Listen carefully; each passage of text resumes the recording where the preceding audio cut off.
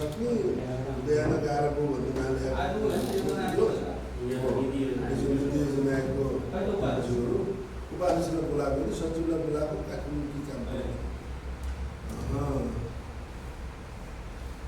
हामी सार्वजनिक समितिको 61 बैठकको प्रारम्भ भएको घोषणा छौँ।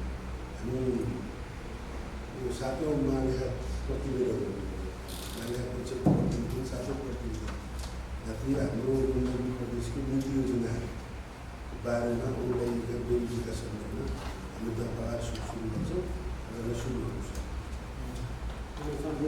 नमस्कार।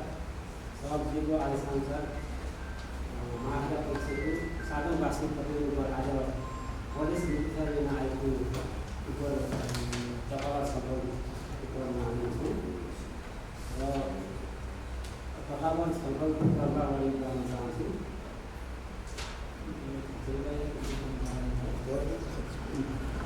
आवधिक योजना 3 नम्बरबाट हामी जानेछौँ। विगतको विकास लक्ष्यलाई आन्तरिकीकरण गर्नको लागि प्रदेशको प्रथम पञ्चवर्षीय योजना 2076-77देखि 2080-81मा विभिन्न क्षेत्रको परिमाणात्मक लक्ष्य निर्धारित गरेको छ। प्रथम योजना समाप्त भई दोस्रो आवधिक योजना लागू भइसकेको छ। प्रथम आवधिक योजनाको केही सूचकको लक्ष्य र प्राप्तिको अवस्था निमांसा रहेको छ भनेको छ।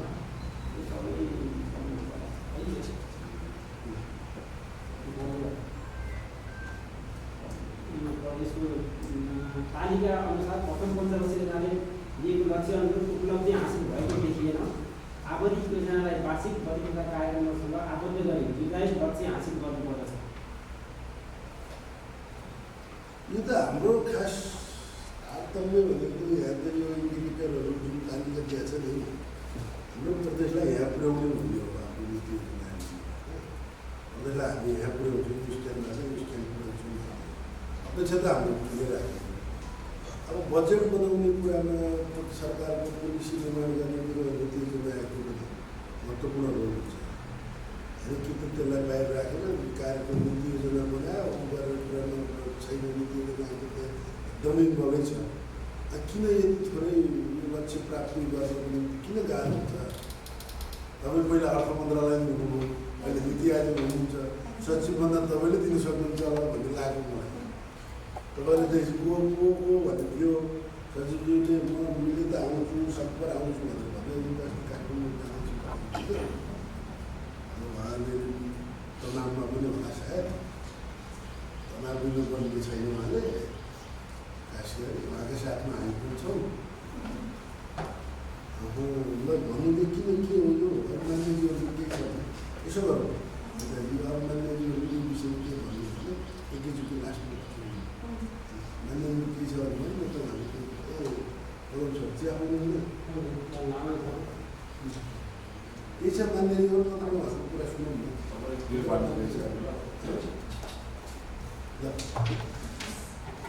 बस्ने यहाँ उठ्यो पर्दैन यहाँ सम्बोधन गरेर पर्नु यस पश्चात मैले भन्नुपर्ने चाहिँ प्रदेश नीति तथा योजना आयोगले प्रदेश सरकारले यस्तो यस्तो लक्ष्य दिएको छ भन्ने विषय चाहिँ पञ्चवर्षीय योजनामा तोकिने नै हो। तर यो चाहिँ हामीले लिने भन्दा नि प्रदेश सरकारले लिने भनेर तोकिने हो होइन। अनि बजेट बनाउने क्रममा प्रदेश नीति तथा योजना आयोगको पनि चालु खर्चमा नभएर पुँजीगतमा चाहिँ केही न केही योगदान रहने पनि हुन्छ। बजेट छलफलमा समावेश पनि गराउनुहुन्छ र कहिलेकाहीँ प्र्याक्टिकली व्यावहारिकता संलग्न नगराउनु पनि सक्नुहुन्छ। बाध्यकारी पनि छैन पहिलो विषय। दोस्रो विषय कस्तो हुन्छ भन्दा म अर्थ मन्त्रालय पनि बसेँ मान्य अध्यक्षज्यूले सभापतिज्यूले भनिसक्नुभयो। त्यो के कस्तो विषय रहेको छ भने बजेट बनाउने चाहिँ अर्थ मन्त्रालयले हो तर सम्बन्धित मन्त्रालयको बजेट बनाउने सम्बन्धित मन्त्रालयले नै हो। उहाँले आफूले हाम्रो यो आयोगले तर्जुमा गरेको योजनामा आवधिक योजनामा लक्ष्य के कति तोकिएको छ, यो लक्ष्य तोक्नको लागि के कस्ता कार्यक्रमहरू कार्यान्वयन गर्नुपर्छ, कस्तो क्षेत्रमा कति बजेट विनियोजन गर्नुपर्छ भन्ने विषयमा क्षेत्रगत रूपमा नै आफ्नो लक्ष्य आफैले हासिल गर्ने गरी बजेट तर्जुमा गर्नुपर्ने हुन्छ। विशेष मन्त्रालयहरू लास्टमा आएर आफ्नो मामिला मन्त्रालयले लक्ष्यसँग तालमेलता छैन भनेर काटेर आफ्नो आयोगलाई हाल्न पनि मिल्दैन। त्यो पनि गैर कानुनी नै हुन्छ। धेरै अप्ठ्यारालाई मुद्दा लाग्छ। त्यो हिसाबले चाहिँ सम्बन्धित जिम्मेवार मन्त्रालयले यसमा जिम्मेवार हुनुपर्ने विषय जस्तो लाग्छ। तर प्रदेश नीति तथा योजना आयोगले बारम्बार झन्झटाउने कार्य चाहिँ गरिरहनुपर्छ र यस आर्थिक वर्षमा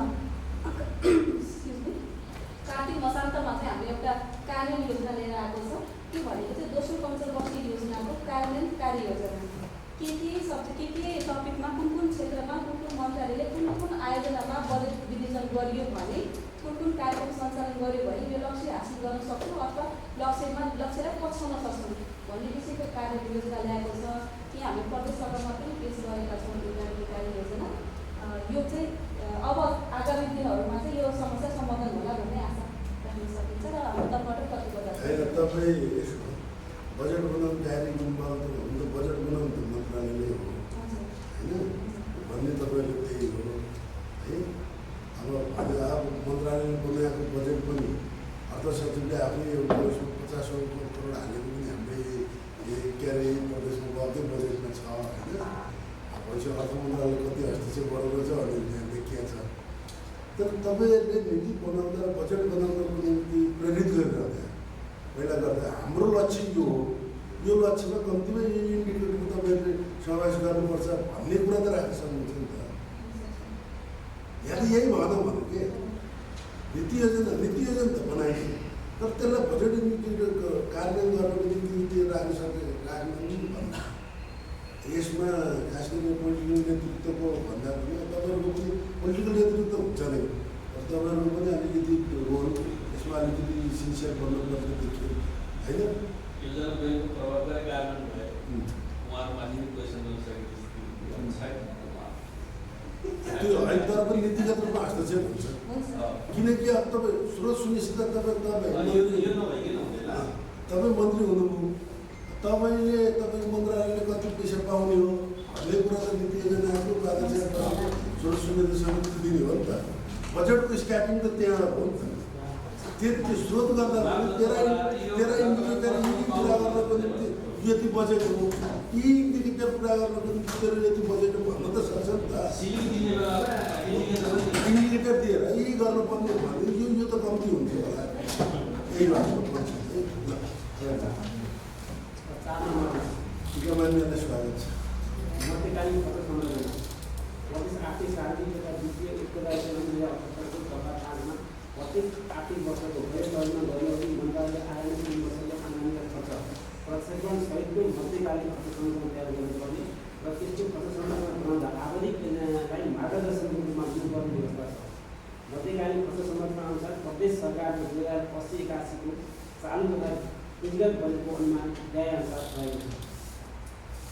चालू खर्च अन्तर्गत आवधिक योजनाको अनुमान 77 अर्ब 12 करोड, मध्यकालीन खर्च संरचनाको अनुमान 36 अर्ब 7 करोड 13,41,000, वार्षिक बजेटको अनुमान 12 अर्ब 70 करोड 96,90,000, प्रक्षेपमा 35.22%, पुँजीगत खर्चतर्फ 13 वार्षिक योजनाको अनुमानमा 13 अर्ब 57 करोड 51 लाख, मध्यकालीन खर्च संरचनाको अनुमान 11 अर्ब 14,47,45,000, वार्षिक बजेटको अनुमान 20 अर्ब 21 करोड 75,10,000, प्रतिशतमा 181.41%, वित्तीय व्यवस्था अन्तर्गत 50 करोड, जम्मा 90 वार्षिक आवधिक योजनाको अनुमान 90 अर्ब 69 करोड 51 लाख, मध्यकालीन खर्च संरचनाको जम्मा अनुमान 47 अर्ब 21 करोड 99,88,000, वार्षिक बजेटको अनुमान 33 अर्ब 42 करोड 72 लाख, प्रतिशतमा 70.79%, उपयुक्त तालिका अनुसार वार्षिक बजेट अनुमान आवधिक योजनाको तुलनामा 36.31%, मध्यकालीन खर्च संरचनाको तुलनामा चालू तर्फ 35.23, पुँजीगत तर्फ 121.41% र समग्रमा 70.79% रहेको देखिन्छ। आवधिक योजना, मध्यकालीन खर्च संरचना र वार्षिक बजेट बीच तालमेलता मिलाई तोकेको लक्ष्य हासिल गर्ने गरी विकास कार्यक्रम तर्जुमा गर्नुपर्दछ।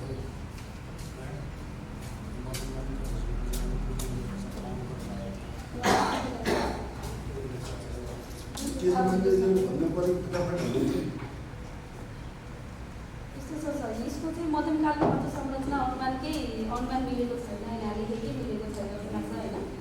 किनकि चालु खर्च 36 अर्ब र पुँजीगत खर्च 11 अर्ब चाहिँ हाम्रो यो नराखेकै हुनुपर्छ र आवधिक योजनाको कुनै मिले जस्तो लाग्दैन। बजेट चाहिँ यही नै हो। तपाईँको मिलेन कि यो मिलेन? यो मिलेछ, यो मिलेछ, यो मिलेछ। यस्तो हो तपाईँको अर्थ मन्त्रालयको पनि हिसाब मिलेन भन्नु र उहाँले यहाँ हिसाब मिलाएको छ। यो अर्थ नीतिमा के हो यस्तो छ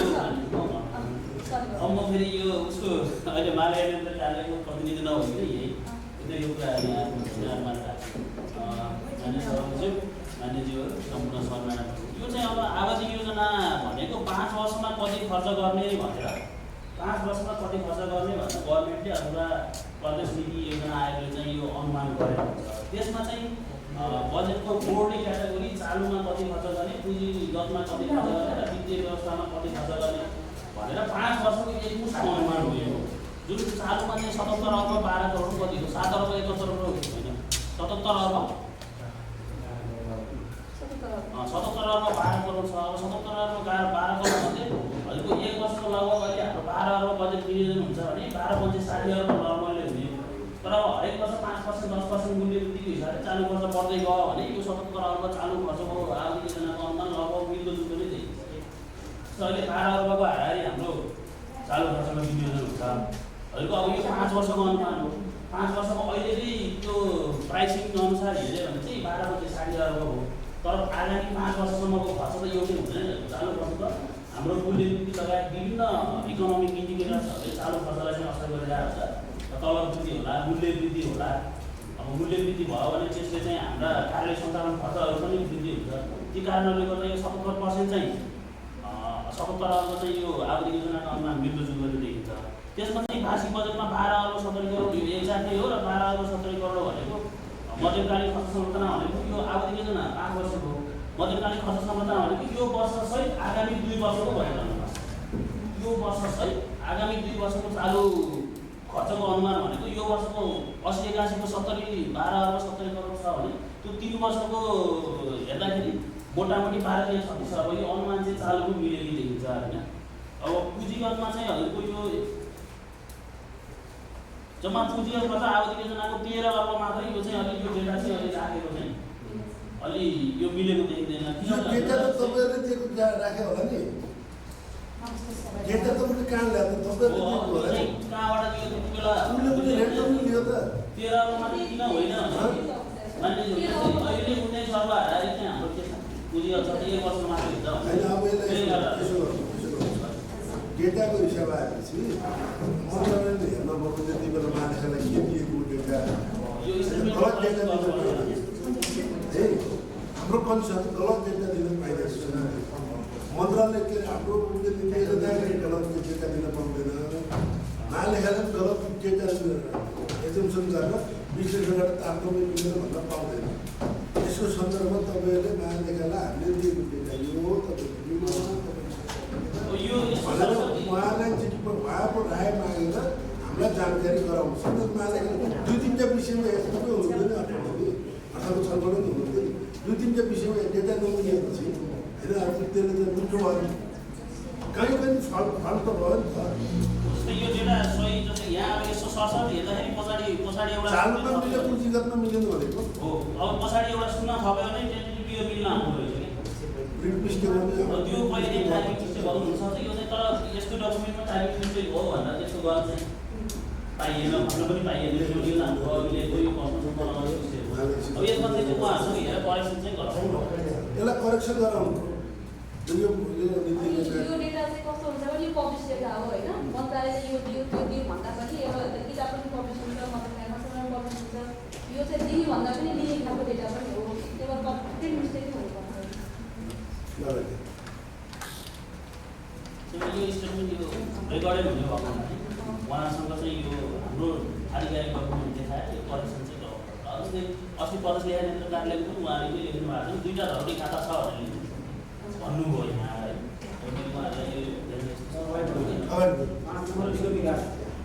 प्रदेशले दिगो विकास लक्ष्य आन्तरिक प्रयोगका लागि दिगो विकास लक्ष्य स्थानीय प्रहर मार्ग 2079 देखि 2087 तयार गरेको छ। आइबाट प्राप्त विवरणअनुसार प्रदेशको दिगो विकास लक्ष्य र नियमानुसार रहेको छ।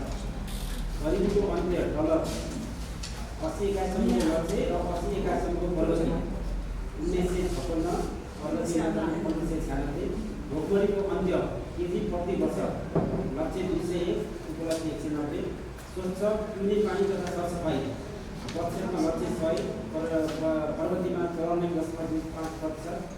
किफायती स्वच्छ ऊर्जा मेगावाट 1500 मेगावाट लक्ष्य प्रगति 900 मेगावाट मर्यादित काम र आर्थिक वृद्धि प्रतिशत 10.2%, प्रगति दैनिक 4.3%, उद्योग नवीन उद्योग पूर्वाधार प्रतिशत जिडिपीमा लक्ष्य नराखेको 2079-80सम्म 3.29% योगदान, दिगो सहर जनसङ्ख्या लक्ष्य नराखेको 24 पालिकाले उत्थानशील प्रोत्साहित तयार गरेका छन् भने बाँकी 61ले गरेका छैनन्।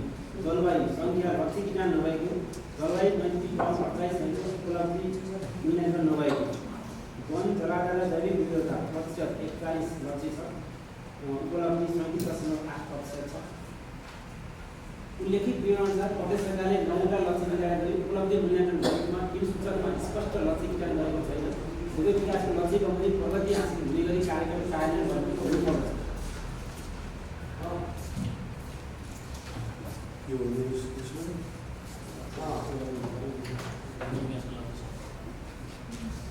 खास केही छ यसमा? जानकारी सही हो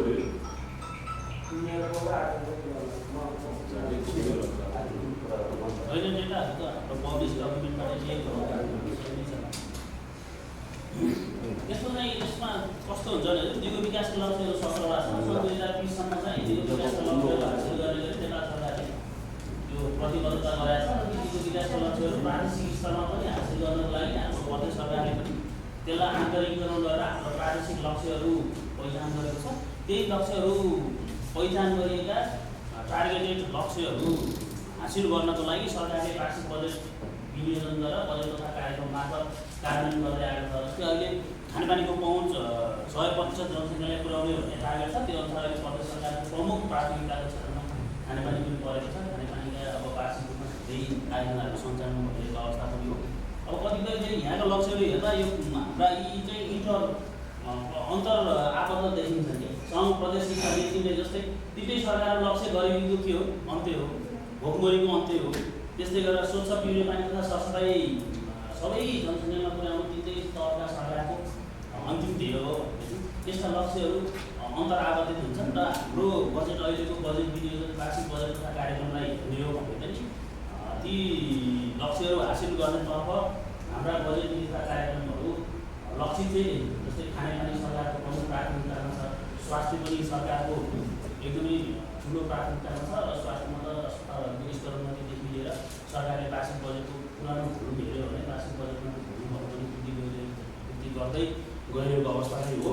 अनि त्यसपछि त्यो पूर्वाधारहरू हरेक वडासम्म पालिका सरसञ्चालन त लगभग 20 जस्तो लाग्छ। हरेक वडासम्म पूर्वाधार पुर्याउने गरी भौतिक पूर्वाधार मन्त्रालयले चाहिँ बजेट विनियोजन गरेर सडक पूर्वाधारमा पनि प्राथमिकता दिएको विषय हो। सरकारले चाहिँ यो सीमित स्रोत साधनका बावजुद पनि यी हाम्रा लक्ष्यहरू हासिल गर्न अहिले प्राथमिकतामा चाहिँ राखेको नै रहेछ। भने खालि अहिले मान्यताको प्रतिनिधित्व होइन, सरकारको हिसाबले हेर्दाखेरि त्यो चाहिँ देखिन्छ हाम्रो वार्षिक आवधि योजनामा पनि त्यो समय गरेर अगाडि बढेको छ। प्रथम आवधि योजना भनिन्छ, दोस्रो आवधि योजनामा पनि यी सबै विषयहरूलाई क्षेत्रगत रूपमा प्रायोरिटाइज गरेर रूपान्तरण चाहिँ निर्धारण गरेर आयोजनासँग छुट्याएर गरिएको पनि छ।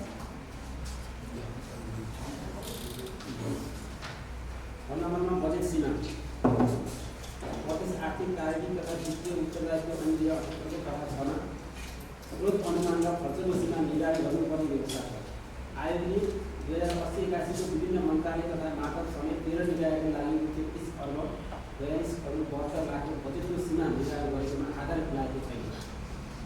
वस्तुनिष्ठ आधार बजेटको सीमा निर्धारण गरी सोको कार्यान्वयन गर्नुपर्छ।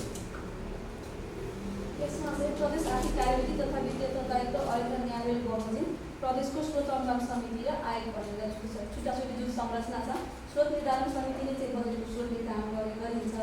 त्यसमा चाहिँ स्रोत कति हुनसक्छ त राजस्व र व्ययको दुईटैको अनुमान गरेर त्यसमा चाहिँ आधार पनि खुलाएको हुन्छ भने अर्को आयोगले चाहिँ सिलिङ प्रदान गर्छ। स्रोत अनुदान समितिले प्रदान गरेको सीमाको अधीनमा रहेर आयोगले चाहिँ प्रत्येक मन्त्रालय सिलिङ प्रदान गरेको हुन्छ।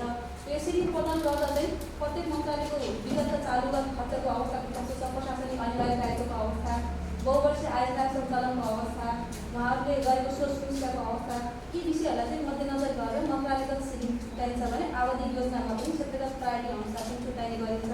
र यहाँ नलेखेको कारण चाहिँ हाम्रो कानुनमा चाहिँ आधार खुलाइएको छ। हाम्रो प्रतिवेदन दिँदा त्यो प्रतिवेदन अलिकति गोप्य रूपमा राख्ने भएको भएर गएर त्यो प्रतिवेदनमा मिसप्लेस भएको हुनसक्छ उहाँलाई दिँदाखेरि चाहिँ। त त्यसमा चाहिँ हामीहरूले प्रतिवेदन दिँदा समिति लिएर आयोगले प्रतिवेदन बनाएर यसका आधारहरू उल्लेख चाहिँ गरेको हुन्छ। त्यो गैर ठिकै छ। स्रोतको अनुमान र खर्चको सीमाको आधारहरू स्रोत अनुमान समितिको प्रतिवेदन प्रतिवेदनलाई अलिकति गोप्य राख्नुपर्ने कारण के छ? त्यो गोप्य राख्नुपर्ने कारण त बजेट आउने बेलासम्म मात्र गोप्य राख्ने विषय हो। त्योभन्दा पछि चाहिँ त्यो सार्वजनिक गराएर पब्लिस चाहिँ हुँदैन, तर कार्यमा त्यसको व्यवस्था सबै गोप्य राखिँदैन। जस्तै कि कस्तो हुन्छ भन्दाखेरि अब गोप्य राख्ने कारण भन्नुभयो हाम्रो प्रदेशको के कस्तो अवस्था छ, त्यसमा चाहिँ अलिकति क्रिटिकल एनालाइसिस पनि गरिएको हुन्छ, राजस्वको व्यवस्था अनुमान पनि कुराहरू हुन्छ। तर बजेट आउनुभन्दा अगाडि नै त्यो सबै कुराहरू रिभिल गऱ्यो भने फेरि बजेट त पारदर्शी भन्नाले त्यो कुनै कुराहरू त आउनुभन्दा अगाडि चाहिँ रिभिल गर्नु पनि हुँदैन भन्ने कुरा हुन्छ। अनि बजेट वक्तव्यमा चाहिँ ती कुराहरू चाहिँ लेखेको हुन्छ।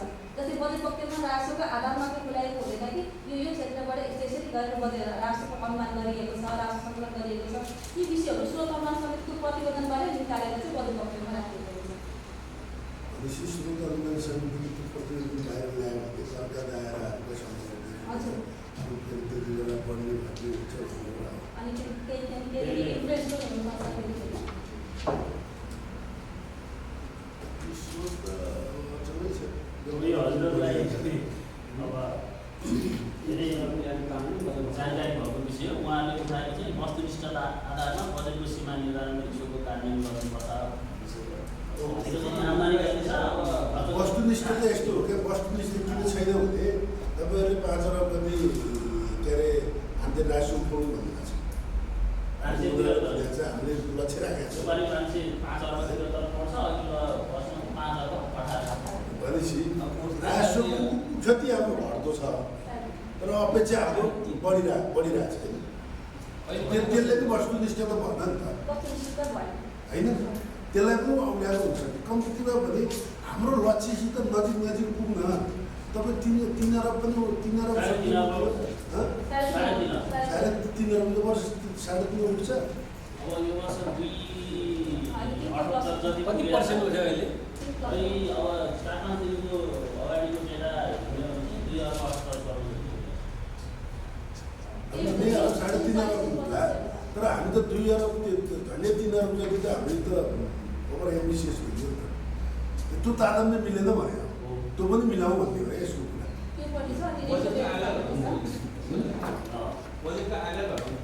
त्यो त घटायो के हो नि? यसको 2-3टा कुरा हुँदो रहेछ हजुरहरूलाई कोही कुरा। जस्तै वित्तीय समानीकरण अनुदान अब हाम्रो प्रदेश सरकारको मेजर बजेटका स्रोतहरू भनेको 4-5 वटा छ। एउटा चाहिँ माथिबाट आउने वित्तीय समानीकरण अनुदान, दोस्रो चाहिँ सशक्त अनुदान, तेस्रो समपूरक अनुदान, चौथो विशेष अनुदान र 5औं चाहिँ हाम्रो आन्तरिक राजस्व।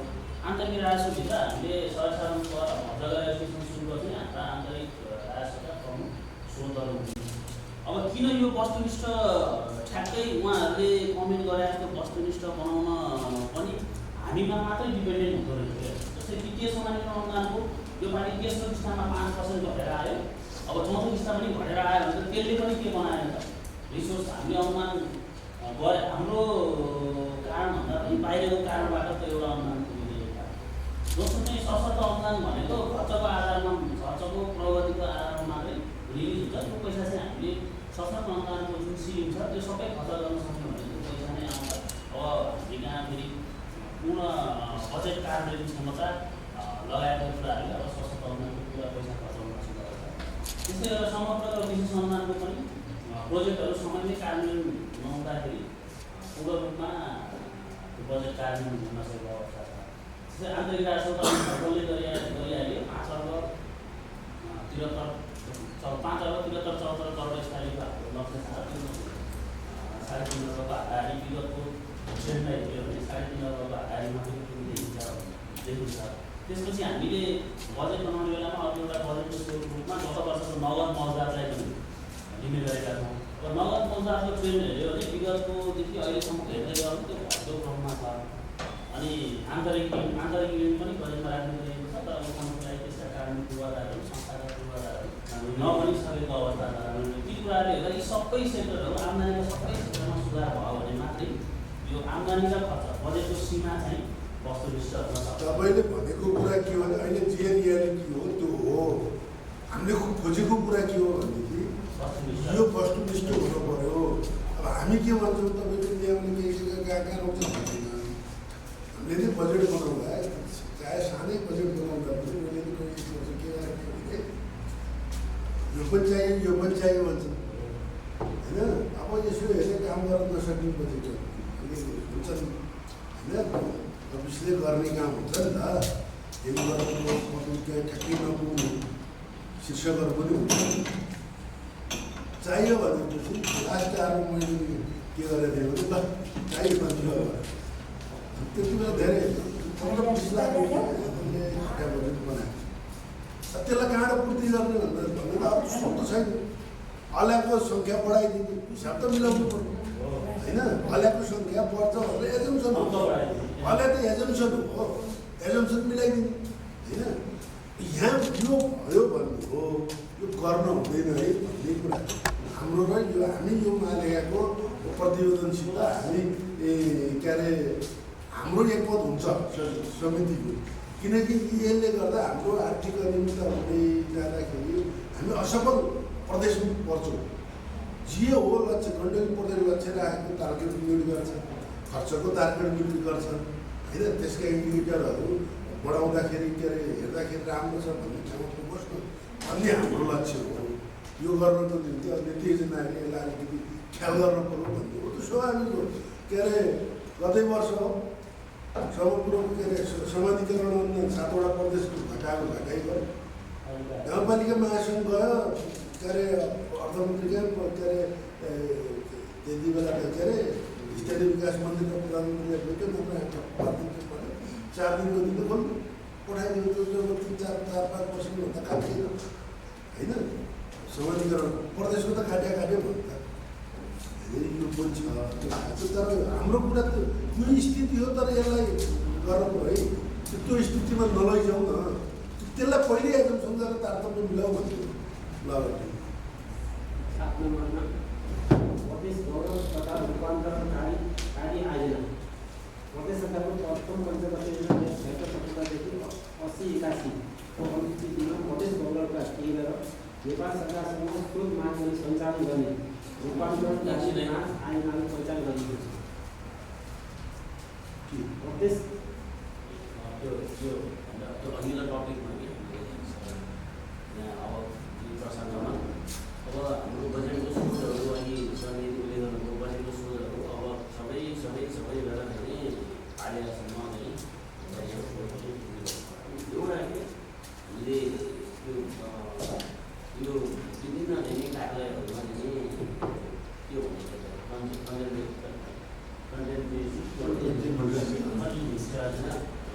त्यसलाई कहाँनिर पार्छ क्या हाम्रो बजेटले, कहाँनिर हाम्रो नीति आयोगले कहाँनिर चाहिँ त्यसलाई चाहिँ बाँड्छ, कहाँनिर चाहिँ देखिन्छ त्यो क्या। त्यो प्रायः देखिँदैन। खर्चको भन्नु त्यसको खर्च पनि आम्दानी देखिँदैन। त्यसको चाहिँ बजेट त्यसको चाहिँ के छ बजेट तथा कार्यक्रम कार्यान्वयन सम्बन्धी स्थित कार्यविधि छ। त्यो कार्यविधिमा कतिसम्मको लागत अनुमान भएको आयोजनालाई कति % कन्टिजेन्सी छुट्याउन पाइन्छ भन्ने कानुनी व्यवस्था गरिएको छ। अनि हजुरले सिलिङको कुरा जुन गर्नुभयो त्यो चाहिँ त्यो कार्यक्रमभित्रकै सिलिङभित्र पर्छ। कार्यक्रम सिलिङभित्रै पर्छ। कार्यक्रमकै नामभित्र हाम्रो बजेटको समग्र बजेटमा त्यसको चाहिँ उल्लेख हुँदैन। आम्दानी र खर्च देखिँदैन त्यो क्या। देख्दैन। त्यसको एक्टिभिटी जस्तै हो होइन। जस्तै यहाँ एउटा मिटिङ सञ्चालन भनेर चाहिँ बजेट विभाजन भयो भने यहाँ भित्र त फरक हुन्छ नि चिया खाँदा हो। त्यसै कन्टिजेन्सी त्यहाँभित्रको हो। त्यही भएर बाहिर म्याक्रो लेभल भन्दै दिँदैन। त्यो म्याक्रो लेभलको म्यानेजमेन्टको व्यवस्थापन गर्नको लागि एकीकृत कार्यविधिमा कति लागत अनुमानसम्मको लागि कति कन्टिजेन्सी % छुट्याउन मिल्ने भन्ने कार्य व्यवस्था गरेको छ। र कुन खर्च शीर्षकमा खर्च गर्न मिल्छ त्यो कन्टिजेन्सीबाट भन्ने पनि त्यही एकीकृत कार्यविधि रहेको छ।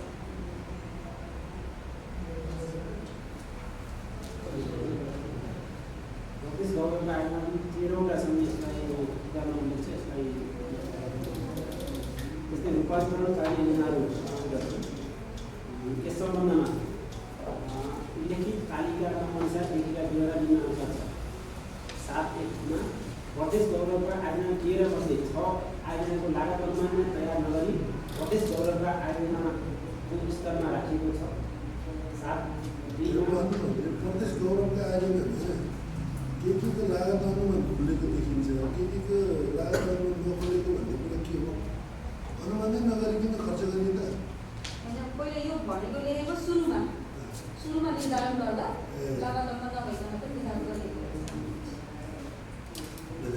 7/7/2मा प्रदेश तहका आयोजनाहरूमध्ये गण्डकी गाई फार्म तथा दुग्ध विकास आयोजना 2080-81मा 11 करोड बजेट विनियोजन भएकोमा खर्च भएको छैन। बजेट सुनिश्चित भएका गौरवका आयोजना आयोजन हुनुपर्दछ। 7/3मा प्रदेश गौरवका आयोजनाहरूमध्ये एकीकृत प्रदेश प्रशासन केन्द्र निर्माण गण्डकी गाई फार्म तथा दुग्ध विकास आयोजना र रूपान्तरणकारी आयोजनामध्ये मुसुक मृगला र क्यान्सरको एकीकृत प्रदेश अस्पतालको निर्माण र उत्तरगङ्गा जलाशययुक्त विद्युत आयोजनामा कुनै प्रगति भएको छैन।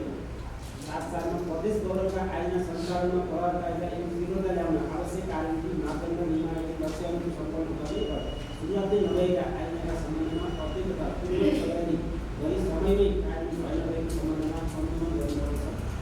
गौरवका आयोजना तथा रूपान्तरणकारी आयोजना खर्चको आधार बजेट नियोजित अनुसारको खर्च न्यून र प्रगति शून्य समेत भएको देखिएकोले परिचालन भएका आयोजनाहरूको लागि पर्याप्त बजेट सुनिश्चित दक्ष जनशक्तिको व्यवस्था निकायगत समन्वय प्रभावकारी अनुगमन र मूल्याङ्कनका साथै अर्थतन्त्रमा पर्ने प्रभावको आकलन गरी आयोजना कार्यान्वयन हुनुपर्दछ।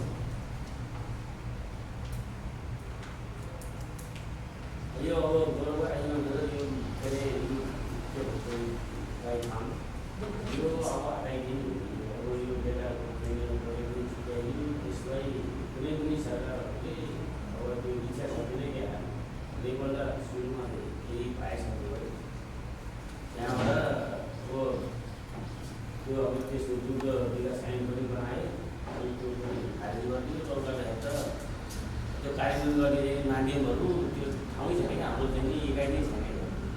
त्यस कारणले अब यो कि त भने अब यसलाई चाहिँ अलि चाहिँ बसहरू गयो अलिक चाहिँ गाडीका साथ जानु पऱ्यो नत्र भने अब यो चाहिँ अघिल्लो सरकारहरूले ल्याएको योजनाहरू अब गाई फार्मको चाहिँ ठुलो योजना हो। अब त्यसको स्रोतहरू पनि तपाईँको जुन चाहिने सरकारसँगको एकदम सफ्ट लोन र अनुदान सहितको दिने योजनाको अब तपाईँको केन्द्रदेखि प्रदेशसम्म पुरै चाहिँ गण्डकी प्रदेश सरकारले चाहिँ सम्झौता पनि एमओयू पनि गरिसकेको सबै कुरा गरिसकेको स्थितिमा पनि ऋण स्वीकृत पनि गरिसकेको स्थितिमा अब हाम्रो पछिल्लो सरकारहरूले अब त्यसलाई इच्छा शक्ति पनि देखाएन, पहल पनि देखाएर गरिएन। अब स्थिति आलोपत्रको अवस्थामा छ।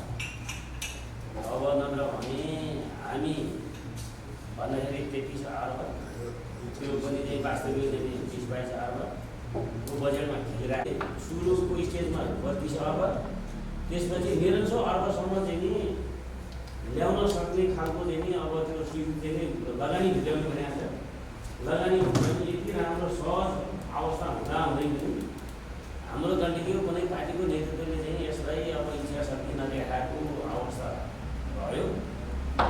अब यसलाई अब के गर्ने यसलाई हाल्नु पऱ्यो कि कम गर्नु पऱ्यो। अब सबै लगायो भने त त्यो अरू चाहिँ झिनो मसिनो कामले लाग्नै पर्छ। हटिसक्यो होला मन्त्रीज्यू 2025 यो हटिसक्यो। अहिले त गाउँमा अहिले हाम्रो अब अहिले यो होइन यो त हाम्रो पञ्चवर्षीय योजनामा हाम्रो नीति योजना आयोगले गौरव योजना भनेर राख्यो यसलाई उठाइरह्यो। अहिले 2025 योजनामा यसलाई हटायो। अहिले यो गर्नु पाएको छैन। हामी त पहिलोको कुरा गरिरहेको छौँ।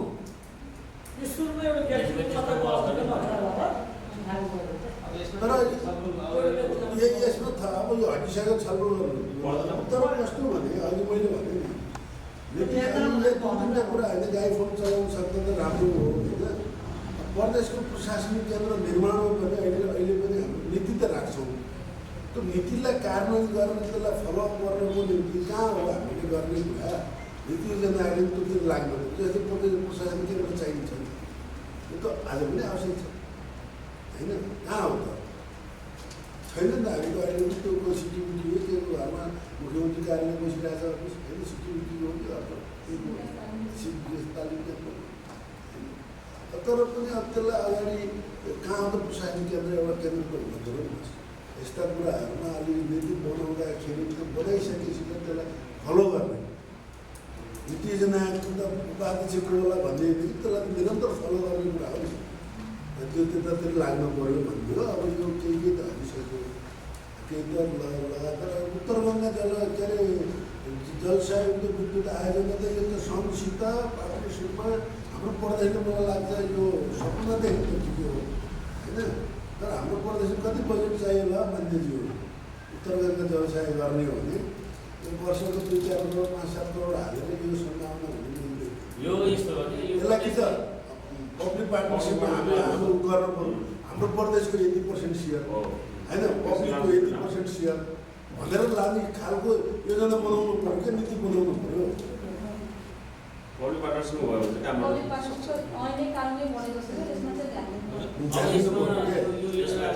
हाम्रो बजेट यो त पब्लिक पार्टनरसिपमा नगइकन हुँदैन कि मैले बुझेको। यो भनेको के हो भन्दाखेरि हाम्रो प्रदेश सरकारले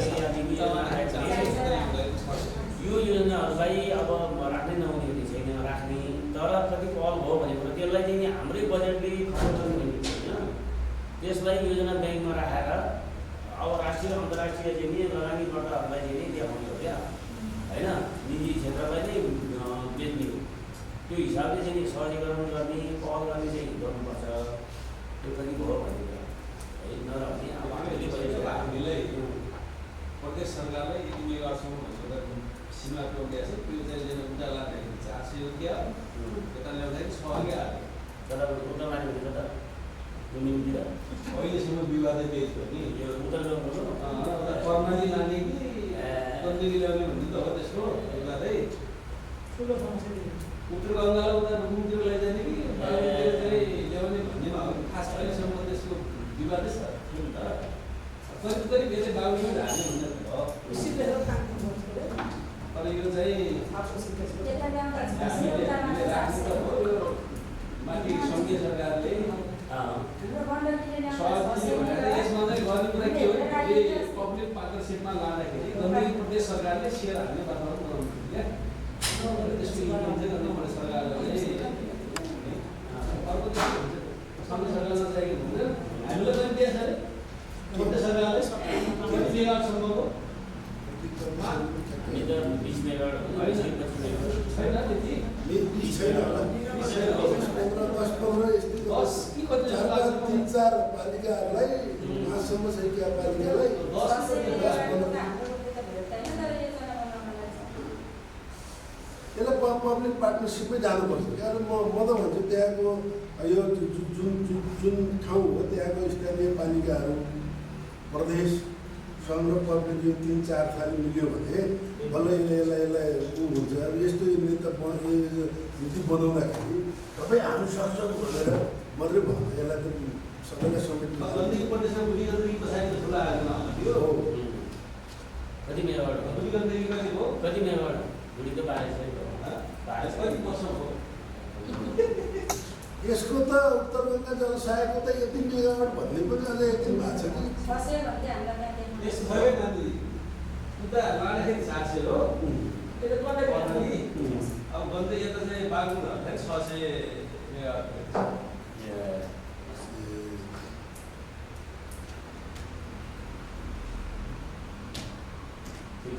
गजब। 8 नम्बरमा आयोजना गरियो। प्रदेश आर्थिक कार्यनीति तथा वित्तीय मन्त्रालयले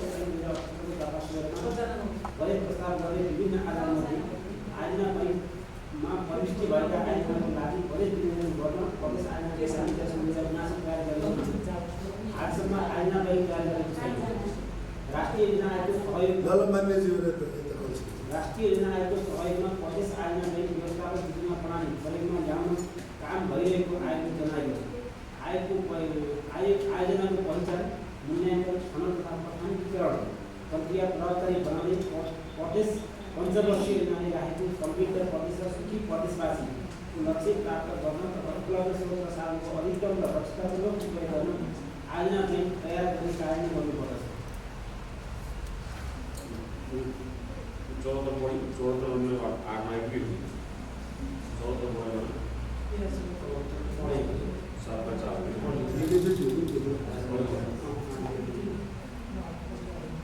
यो आयोजना ब्याङ्क हो कि आयोजना ब्याङ्कले दोस्रो वर्ष योजनाले हामी अलि धेरै आयोजना ब्याङ्क बनाउनु पऱ्यो भने त पहिला प्रदेशमा नभएर त कुरा सुनिँदैन। अहिले पनि हामी आयोजना ब्याङ्क बनाएर त कार्यान्वयन कतिपय सन्दर्भमा भनिरहेको छु र मैले यसो खड्केको देख्छु कि आयोजना ब्याङ्कमा समावेश गर्ने आयोजना त्यहाँ पहिला त्यहाँ समावेश हुनुभन्दा पहिलाका चरणहरू छन् कसले सम्बन्धित क्षेत्रको भूमिका जस्तै पूर्वाधारको सबै पूर्वाधारले गर्नुपर्यो त्यसका चरणहरू क्रिटिकल छन्। मान्यजीहरूले कति बुझ्नु भएको छ आयोजना ब्याङ्कमा प्रविष्ट गर्नको निम्ति तपाईँ एउटा मान्य हो तल स्थानीय पालिका तपाईँको पक्षमा छैन र तपाईँले भनेको मान्दैन क्रिटिकल त्यो पालिकाले अर्कै दृष्टिकोण बनाएको छ तर पब्लिकली हेर्दा कुनै आयोजना आवश्यक छ। आयोजना ब्याङ्कले के भनेको छ भने डिपिआर चाहियो लागत एस्टिमेट चाहियो आइए चाहियो कसले गर्दैन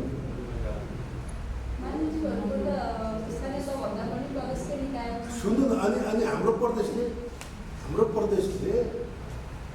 अब यही पूर्वाधार पऱ्यो भनिहाल्नु पूर्वाधार मन्त्रालयले 2 वर्ष तपाईँहरू कहाँ छ कि छैन मेरो निर्वाचन क्षेत्रमा सर्वे गर्ने भनेर 2 च्याप्टरको 2 वर्ष राख्यो पोहोर त त्यो अर्थ र उसको मिलेन र यही समिति छलफल भएको नि अब पूर्वाधारले त्यो कन्सल्टेन्टलाई ठेक्का लाएर ठेक्का खुलाउने तर त्यही आर्थिक वर्षमा नसिद्धिनु भएकोले यसलाई वर्ष बनाइदिनु भनेर अर्थमा गएको तपाईँहरूलाई पनि ज्ञान छ होला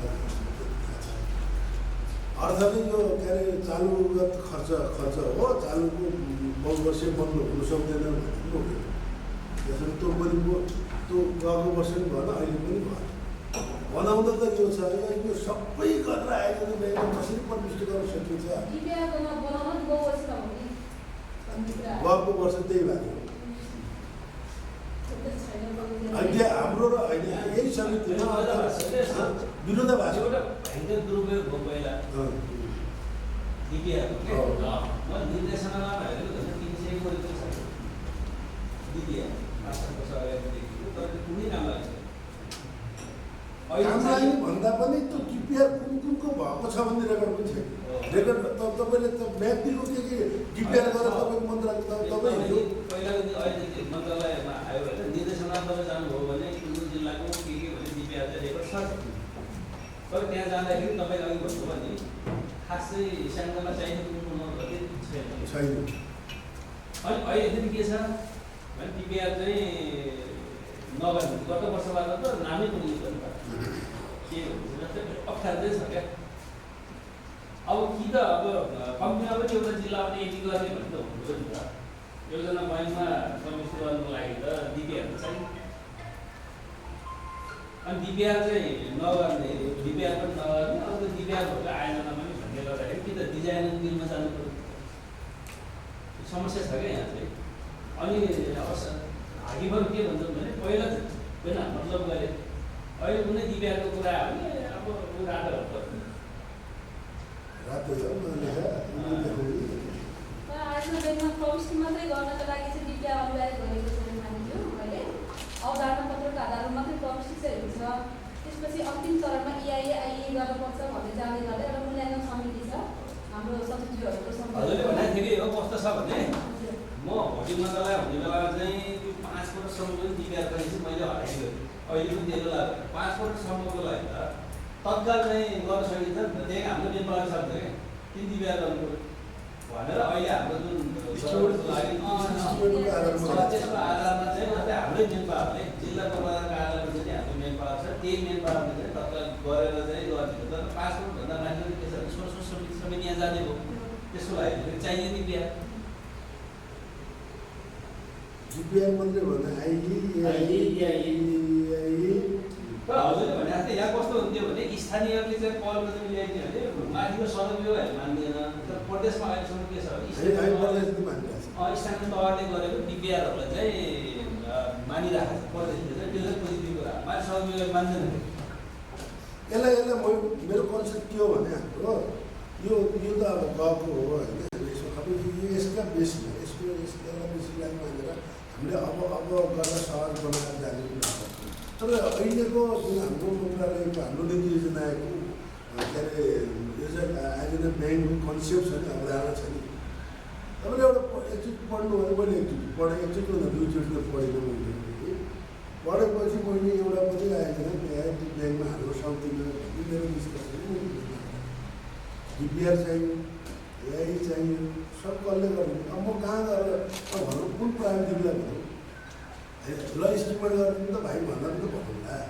तर नआएको डिपिआर त गर्नु उसले पनि कसैले हायर गर्नु पर्यो होइन अब मेरो निर्वाचन क्षेत्रमा मलाई चाहँदाखेरि समस्या नहोला तर यो कुरा के हो फाइनल भन्ने कुरा पनि चाहिएको डिपिआर हामी आयोजना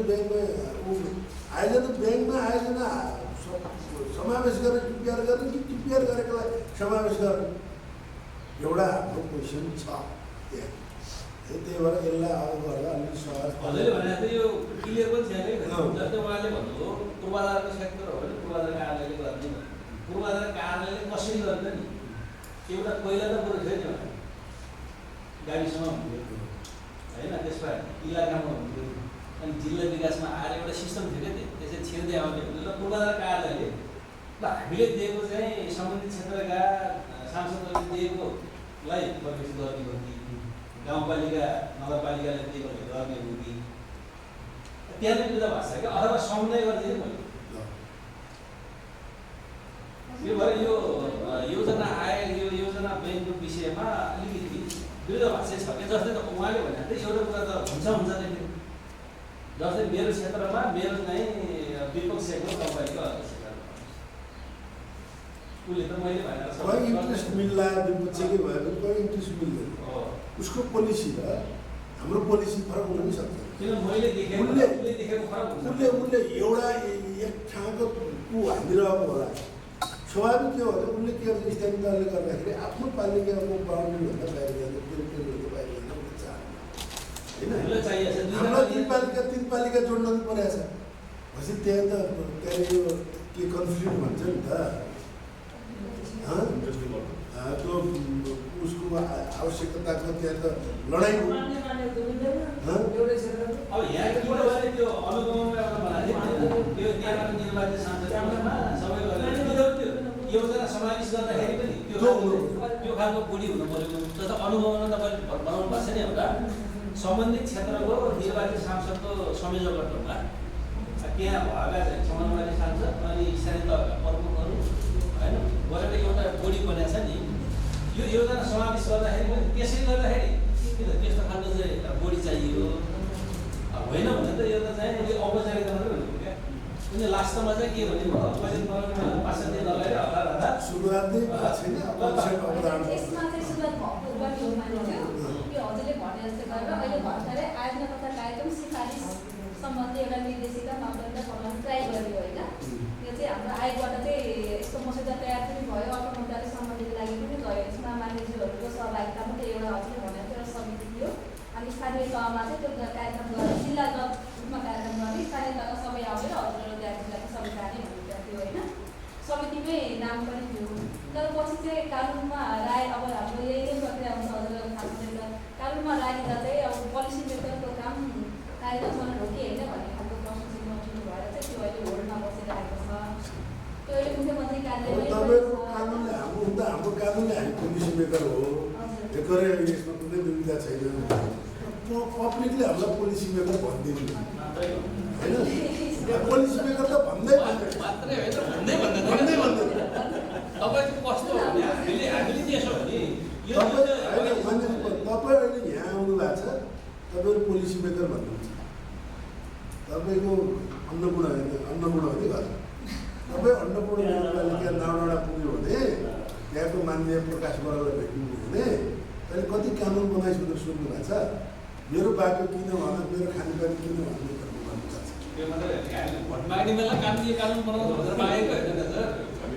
गुरुजी यस्तो हामी पोलिसी मेकर कानुनले भन्दा पोलिसी मेकर हो व्यवहारमा हामी समदेखि अहिले प्रदेशसम्मको समयको हेर्दाखेरि तपाईँको चाहिँ चुनावी भाषणको चाहिँ रेकर्ड गराएर कसले भनेको छ कानुन बनाउँछु भनेर त्यहाँ यो काम गरेँ लेबोट भनिदियो यो काम गर्छु भनिदियो लेबोट कानुन त्यसलाई जहाँसम्म लाग्छ नि कानुनले अलिकति उनीसँग छलफल गर्नुपर्ने हो त्यो कानुनले त्यसलाई रोक्नु हुँदैन कि पोलिसी मेकर त हो तर जनतासँग जोडिने कुरा पनि त हो त्यो कुरालाई किन जस्तै चाहिँ यस्तो हो कि जस्तो अनुगमनको सन्दर्भमा हामीले जोडेर चाहिँ बनाउनु हुन्छ भने अनि योजना समेत पुगिसकेको किन भने त्यसो भने त हामीले त अनुभव सञ्चालन राख्नु भएन।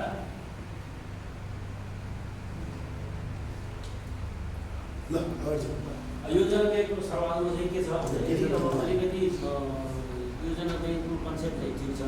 अब हाम्रो राष्ट्रिय योजना आयोगले हाम्रो चाहिँ सहयोग गरेर अब हाम्रो प्रदेशको योजना ब्याङ्क क्याटेगोरी ल्याएर त्यो अनुसार सहज खालको एउटा चाहिँ त्यहाँ पनि अनियमित हुनु भएन क्या। अनियमित भनेको के छ भन्दाखेरि अब कमाउनेवालाले अब रातारात पनि डिपिआर पनि गर्ने इआई पनि गरेर चाहिँ घुसाएको पनि छ क्या।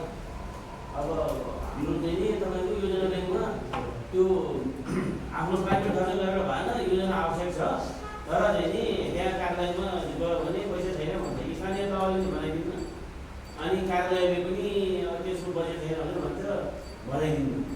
अनि त्यही कारणले योजना ब्याङ्कमा योजना छुटिरहेको छ। समस्या के छ भने अहिले उपाध्यक्ष भएको भए सफल हुन्थ्यो। खासमा चाहिँ प्रदेश योजना आयोग नीति योजना आयोगको उपाध्यक्ष लगायतको त बुढी काम समग्र नीतिमा तर भन्दै प्रदेशको सन्दर्भ देखिया के कुनै चाहिँ मुख्यमन्त्री अथवा मुख्यमन्त्रीको चाहिँ योजना व्यवस्थापनको मात्रै भूमिका छ क्या अहिलेसम्म हेर्दाखेरि। तपाईँ कति कति चाहिँ हेर्नु भएको नजिक भएको अहिले त हामी त भएकै छौँ एउटै भइरहेको छ नि होइन। वास्तवमा के छ भने समग्र प्रणाली भन्दा नि उहाँ एउटा मन्त्रालय गर्ने के भयो यो खास जुन यो मेकानिजमको महत्त्व हो त्यहाँ जुन बस्ने बोली छ नि त्यसैले पनि नबुझे जस्तो लाग्छ कि अब कुनै चाहिँ अब मुख्यमन्त्रीजीको योजना व्यवस्थापनमा मात्रै चाहिँ उहाँको हो। मेरो त्यसो 2-3 वर्ष यसो हेरेँ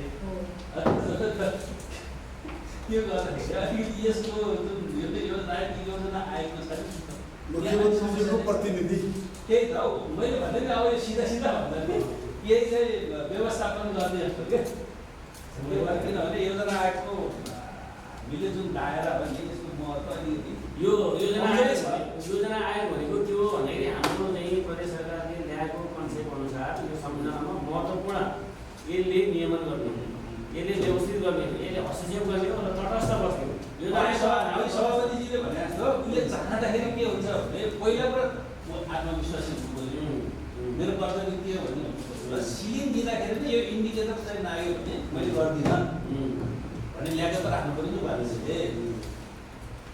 त्यो राख्दाखेरि हुन्छ। अब त्यो के हो फेरि योजना व्यवस्थापन गर्दाखेरि त अब त्यो इन्डिकेटर कसरी योजना व्यवस्थापन गर्ने हो भने इन्डिकेटर राख्ने हो होइन। इन्डिकेटरलाई अगाडि राख्ने हो भने योजना व्यवस्थापनलाई कसरी सक्छ त्यहाँ त ध्यान कहाँ छ भने समग्र इन्डिकेटर लागू गर्ने भन्दा नि व्यवस्थापन गरेर आफ्नो पनि 2-4 योजना भन्नेतिर भएपछि त्यसले त चाहिँ इन्डिकेटर कार्यान्वयन गराउन सम्भवै छैन नि। त्यो सम्भवै छैन क्या किनकि नैतिक बलमै भएन नि। यसको समस्या समग्र प्रदेशको एउटा दायराभित्र ल्याउने त्यो हो हुनाले मेन समस्या नै के हो भने कम्तीमा स्वतन्त्र रूपमा राख्नुपर्ने यो चाहिँ यो उपाध्यक्ष चाहिँ राजनीति गर्न भएन। अन्य प्रदेशको हामीले हेरेको छैन किनभने हामी त झन्डै 3 वर्ष त हाम्रो नीति योजना आयोगको टिमको त हेऱ्यो नि त बन्दी प्रदेश सन्दर्भमा उहाँहरूले यो ल्यागत राख्न सक्नुहुन्छ जब उहाँहरूले त्यही भएर मान्यज्यू यो चाहिँ यो नियुक्तिको लागि हामीले यस्तो यही गर्नु पऱ्यो कि अब चाहिँ राजनीतिक नियुक्ति नगर्ने यो चाहिँ स्वतः चाहिँ उसको चाहिँ विज्ञको हिसाबमा अनुभवको हिसाबमा उसको क्षमताको हिसाबमा चाहिँ त्यसलाई चाहिँ नियुक्ति गर्ने भनेर जानुपर्छ। त्यस जान सक्ने एउटा चाहिँ छुट्टै कुरो होइन भने त हजुरले भने जस्तो अब मुख्यमन्त्रीको सोच अनुसार नियुक्ति हुन्छ अनि उहाँले भने जस्तो भन्दा त भोलिबाटै चाहिँ हुन्छ। यस्तो नि होला मान्छे यो हुन त त्यो सरकार प्रमुखकै अनुकूलकै मान्छे नै हुन्छ किनभने फेरि भोलि काम गर्ने सरकार प्रमुख र योजना आएको उपाध्यक्षकै चाहिँ बिचमा चाहिँ कुरा नमिल्दाखेरि त त्यसलाई कार्यान्वयन जाँदैन। तर हुनु के पर्यो भने नीति विधिमा बाँधिएर कम्तीमा नैतिक बल हुने मान्छे चाहिँ हुन्छ त्यो विषयमा त्यो अर्थ योजना आयोगले सरकार प्रमुखले दियो भने त 10 मिल्दैन नि। यस्तो हो कि मान्यज्यू त्यो कुरा के हो भने जे सिस्टम छ त्यो मनोनित गर्ने यो सिस्टम ठिक छ।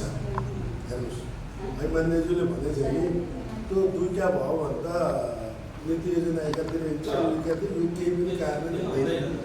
सबै सक्नुहुन्छ मात्र के हुनु पर्यो भने सरकार सरकार प्रमुख र नीति योजना आयोगको प्रमुख उपाध्यक्षसित त्यो एउटा आखिरमा गरेको सरकारलाई सहयोग हो। यही नीतिलाई कार्यान्वयन गर्नुको निम्ति सहयोग हो। आखिरमा सेन्जाको एउटा योजना प्रमुख र तपाईँको गोर्खाको एउटा योजना प्रमुख आखिर मुख्यमन्त्री त प्रदेश गरेको उसको योजना भन्ने कुरा सोच्नु पर्यो। हामी त के भयौँ भने तपाईँ पनि अहिले हामी यहाँ कुरा गरेका छौँ त्यो कुर्सी यहाँ बस्ने हो भनेदेखि होइन मैले पनि यसो घुमाइ फिराइ हेरिहाल्छु कि मेरो निर्वाचन क्षेत्र मेरो ठाउँ मलाई भनेको मान्छे होइन यो कुराको चेन्ज गरेर जाँदाखेरि जहाँ पऱ्यो भने हाम्रो हो। हामीले त प्रदेशभरि पऱ्यो भने हाम्रो सेन्जा पऱ्यो भने मेरो जिल्लामा पऱ्यो भन्ने यहाँ पऱ्यो भने मेरो प्रदेशमा पऱ्यो भन्ने खालको त्यो सोचका साथ अगाडि बढ्दाखेरि समाधान हुन्छ। यो त हामी के भने चुनावमुखी कारणले अब अहिलेदेखि त्यो योजनाको कुनै अर्थ पनि छैन। बजेट हालेर पनि आउँदैन। अहिले चेतना अलिकति खुल्या छ। अब यो चुकी नहोला कानुन कार्यान्वयन गर्ने यो सुनौलो मौका देखियो गर्ने कुरा त ठिक छ। गर्ने तरिका त्यही हो। अर्को मान्छे विज्ञ भनेको विज्ञ अहिलेको नीति योजना आएको विज्ञ त हुन्छ नि। डाक्टर हुनुहुन्छ एउटा विषयमा उ गर्नु भएको छ होइन विज्ञ हुनुहुन्छ होइन विज्ञ त योभन्दा पहिलाकै गिरधारीजी विज्ञ थिए होइन। ऊ त यहाँ पहिलोचोटि यहाँ त्योहरूचोटि आउँदाखेरि 5 लाख रुपियाँ तिरेर आएको नि यो गिरधारीले फाइन तिरेर आएको 105 दिन तपाईँहरू मन्त्री हुनुभयो। कम्तीमा 95 दिन उपाध्यक्ष भयो क्या कि 90 दिन 5 लाख रुपियाँ फाइन तिरेर आइरहनु स्वीकृति गरेर आएको होइन गिरधारीजी। अब तर स्क्याम गिरधारीजी कमजोर त रहन्छ नि। हाम्रो प्रदेशको पहिलो केही डाटा स्रोत नभएको यतिको त डाटा त अनि यसलाई बेसलाई त भेरिफाई गरौँला यसलाई र डाटा होला के होला यो त बनाएर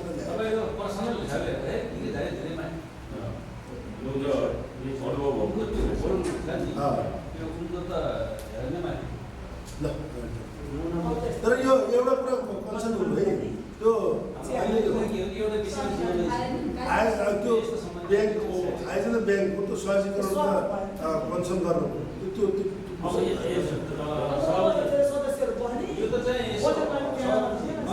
कानुनमा रोकेको भने त्यो कानुन सहित मुख्यमन्त्री सहित बसेर पुऱ्याउनु पर्छ क्या। तपाईँले टिप्नु पर्यो मान्यज्यू त्यो त्यहाँ मुख्यमन्त्रीज्यू आउँदाखेरि आउँछ नि हाम्रो प्रतिनिधि त आउँदाखेरि यो कुरा उठाउनु पर्छ हामी सबैले। अब यस्तो छ क्या सरजी सबैभन्दा हामी अमलिएको यहीँनिर यही योजनामै हो नि त। हामी अमलिएको हामी बदनाम भएको आलोचना खाएको सबै कुरा हामी अहिलेको यो के अरे पुरानो पार्टीहरू यो सबै अमलिएको बिग्रिएको अरूले आलोचना गरेको यहीँनिर हो। हामी त्यहाँनिर अहिले हाम्रो चाहिँ नि अब परिभाषा कानुनको परिभाषा लमेकर भनेको छ नीति निर्माण गर्ने भनेको छ।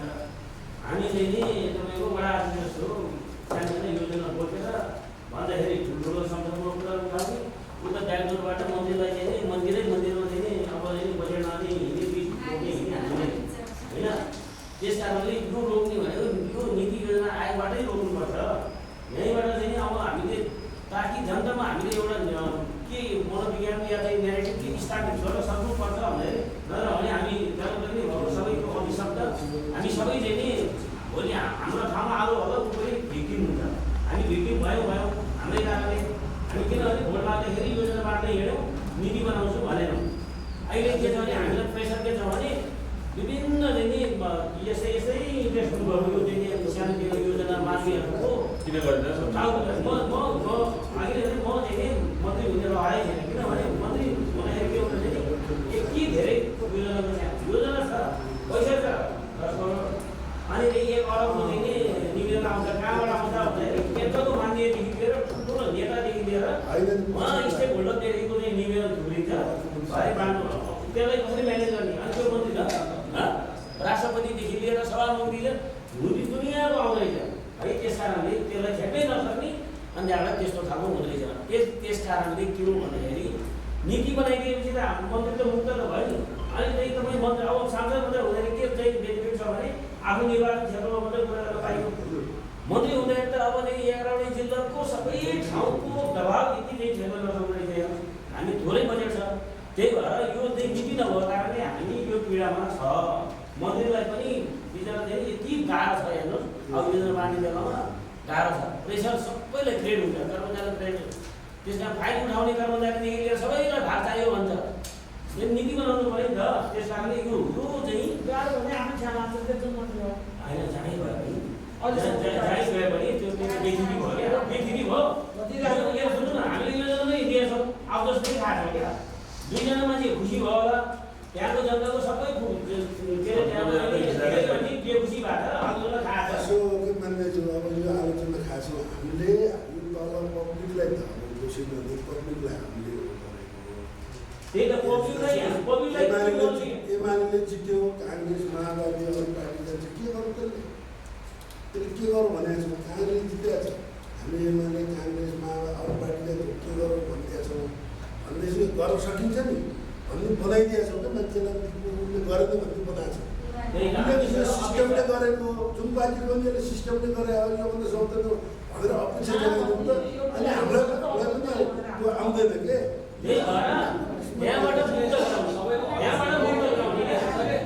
सबैको हल भनेको उहाँहरूले जो एउटा ड्राफ्ट गरेर रायको लागि पठाउनु भएको छ नि, यो फुट्दाखेरि कम्प्लेन एउटा बोडी भएर त्यसले सिफारिस गरेकोमा 1 नम्बरमा जो सिफारिस गरेको छ त्यसलाई 3 नम्बरमा नजाने एउटा सिस्टम बनाएको छ। कसैको दाम उठेर खाने नि मात्रै कुरा त्यो कानुन छ नि त। अनि त्यो सहित बसेर नपुगाउने हो नि हामी जति फ्रेस होल बनाइदिएपछि परिवारको सिक्किमको फ्रेस होल बनाइदिने, अनि त्यसको विभिन्न चाहिँ यो नीतिगत रूपमा बाँधिएपछि के हुन्छ भन्दाखेरि अब सबै चाहिँ चित्त बुझ्छ क्या, जनतालाई नै चित्त बुझाउँछ क्या। यो चाहिँ मान्य छ, अपेक्षा नगर्नुहोस्। यहाँदेखि प्रदेशको सांसदसँग यो चाहिँ नि यो दशाको योजनाको अपेक्षा नगर्नुहोस्, यो मन्दिरको अपेक्षा हामीसँग नगर्नुहोस् भन्ने चाहिँ नि जनतामा चाहिँ नि त्यो हामी त्यो हिसाबले जानु पऱ्यो क्या, त्यो स्थापित गर्नु पऱ्यो। अब यहाँ स्थापित के छ भने प्रदेशको मान्य त सबै कुरो पाइन्छ भने छ। अनावश्यक चाहिँ नि हामीलाई चाहिँ हाम्रो ज्ञान खाँचेहरू, हाम्रो चाहिँ प्राइभेट लाइफ खाँचेहरू दिमाग खराब बनाएको छ क्या। त्यही भएर हामी त नीति निर्माणतिर त सोध्नै पाएको छैन, नीति निर्माण गर्नेतिर त हाम्रो चाहिँ ध्यानै गएको छैन। सबैभन्दा समस्या समय कारण त्यही भएर संविधानिक परिकल्पना गरेर राष्ट्रिय गोरखा आयोजना, राष्ट्रिय नीति, मुद्रा, समस्या लगायत अरू त संविधानको छ। अनि अहिले सजिलो के छ, सङ्घको प्रतिनिधि, सङ्घको मन्त्री त बजेट पाउँदैन जान्छ नि त। नजिक तपाईँ हामीले देख्छ नि त, तपाईँ हामीसँग सोच छैन। यो चाहिँ अहिले हामीले कुरा गरेको छ, यो चाहिँ हामीले आकाशतिर फर्केर थुकिआस्तो भयो कि मान्नु। हामी त्यही कुरा गर्छौँ, त्यो सुधार गर्ने भनेर हामी आएका छौँ। हामी चेन्ज हुनु पाएका छौँ, ट्राई गर्नु सुपरटेक पर्छ अब हामीले यदि जाने भनेर ट्राई गर्नु त मुख्य त गर्ने कुराको हामीले त्यही त यसलाई हामीले कसरी समाधान गर्न सकिन्छ होइन। यो त थ्रुबाट हामी कसरी जान सकिन्छ त्यसै जाँदाखेरि चाहिँ यसलाई सबभन्दा राम्रो कुरा के हो भने म एउटा घटना भनौँ। अब यहाँ हो चाहिँ तपाईँको समपूरक बजेट हाल्नुपर्ने, समपूरक चाहिँ जम्मा गर्ने भने 4मा समपूरक हाल्नुपर्ने। अनि तपाईँको के भयो भन्दाखेरि अब हाम्रो कार्यालयले के भन्छ, टिपिआर भएको, इआइए भएको, यस्तो खालको यति चाहिँ सिमेन्टको योजना भनेर चाहिँ त्यो सबै चाहिँ परिभाषा गरेका छ। गरेपछि के भयो भन्दाखेरि उसको मसान्तर हो कि माको मसान्तरमा दिनुपर्छ। त्यो मसान्तरसम्म त के भयो भन्दाखेरि जसको पावरवाला मान्छेहरू छ त्यहाँ त योजना त्यो त्यस्तो खालको योजना रेडी छैन है। हामी रेडी भएको चाहिँ हामीले ट्यागमा दियौँ। अब म पढे योजना पढ्ने भयो भनेर खुसी भएर बसेको। पछि त के भयो भन्दाखेरि चाहिँ 15 दिन बढाइदियो। 15 दिन धेरै त्यहाँ थप्यो क्या त्यो माघ मसान्तबाट तपाईँको फागुन 15भित्र कहाँबाट ल्याएर तपाईँको चाहिँ इआइए रिपोर्टदेखि लिएर डिबिआरदेखि लिएर सबै तयारी गरेर डाङडुङ गरेर ढोकेर चाहिँ 4 महिना हालिहाल्यो।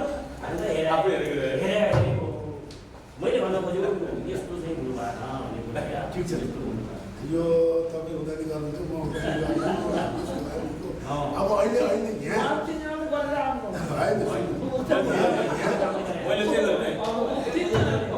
पाएन क्या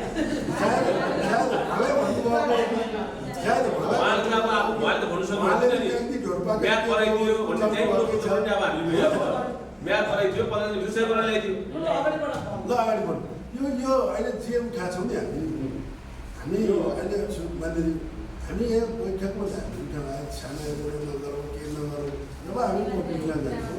अनि जब त्यो बजेट बनाउने बेला हुन्छ मन्दिर त्यो 5 लाख यसो सम्पूर्ण गर्नु पायो, त्यो गरेर बाटो सम्पूर्ण गर्नु पायो भने त्यो भन्ने हामी हामीमा पनि चेन्ज हुनु पर्यो, यो नीतिमा पनि चेन्ज भएर स्ट्रिक्टली यो हो भन्ने नीति बनाइदिएपछि मान्छ भन्ने कुरा हाम्रो सरकारले सामुदायिक भवन नबनाउने भनेर निर्णय नै गरेको नि। भन्दाखेरि के भयो, सरकारको नीति यसो भनेर मान्छेले मान्यो। यो पहिले नीति बनाएर यो भन्ने मान्छेले मान्दो रहेछ भन्ने कुरा चाहिँ मेरो के सुझाव छ भने नीति मानियो एउटा यो मान्यहरूलाई बचाउनको लागि नीति बनाइसकेपछि पब्लिकको जानकारी प्रचार हामी पनि गर्छौँ, अरूले पनि गर्नु पर्यो क्या। जस्तै कि हाम्रो एउटा प्रवक्ता अब यो मानौँ न कमिटमेन्ट गरौँ त, यो पालि चाहिँ नि अब मन्दिर र चाहिँ गुम्बा भएको त्यस्तो त्यस्तो हामी एक पैसा पर्दैन भनेर एनाउन्स गरौँ, बजेट एनाउन्स गरौँ। ल मान्छेजीको ल अगाडि 9 नम्बर प्रतिवेदन कार्यान्वयन प्रदेश नीति तथा योजना आयोगको प्रथम तथा कार्य सञ्चालन आदेश 2078 को दफा 8 मा आयोगले अध्ययन अनुसन्धान तथा अन्वेषण सम्बन्धी काम गर्ने निर्देश छ। आयोगले यो वर्ष विभिन्न 4 विषयको अध्ययनमा 50,70,000 खर्च गरेकोमा आयोगको विस्तृत अध्ययन प्रतिवेदन लागत र स्रोत व्यवस्थापन एवं कार्य सम्पादनको ढाँचा खुलाएको देखिँदैन।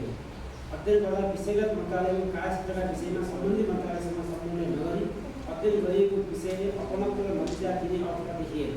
तसर्थ तयारी अवस्थामा रहेका अध्ययन प्रतिवेदनलाई समन्वय गरी कार्यान्वयन गराउनुपर्छ।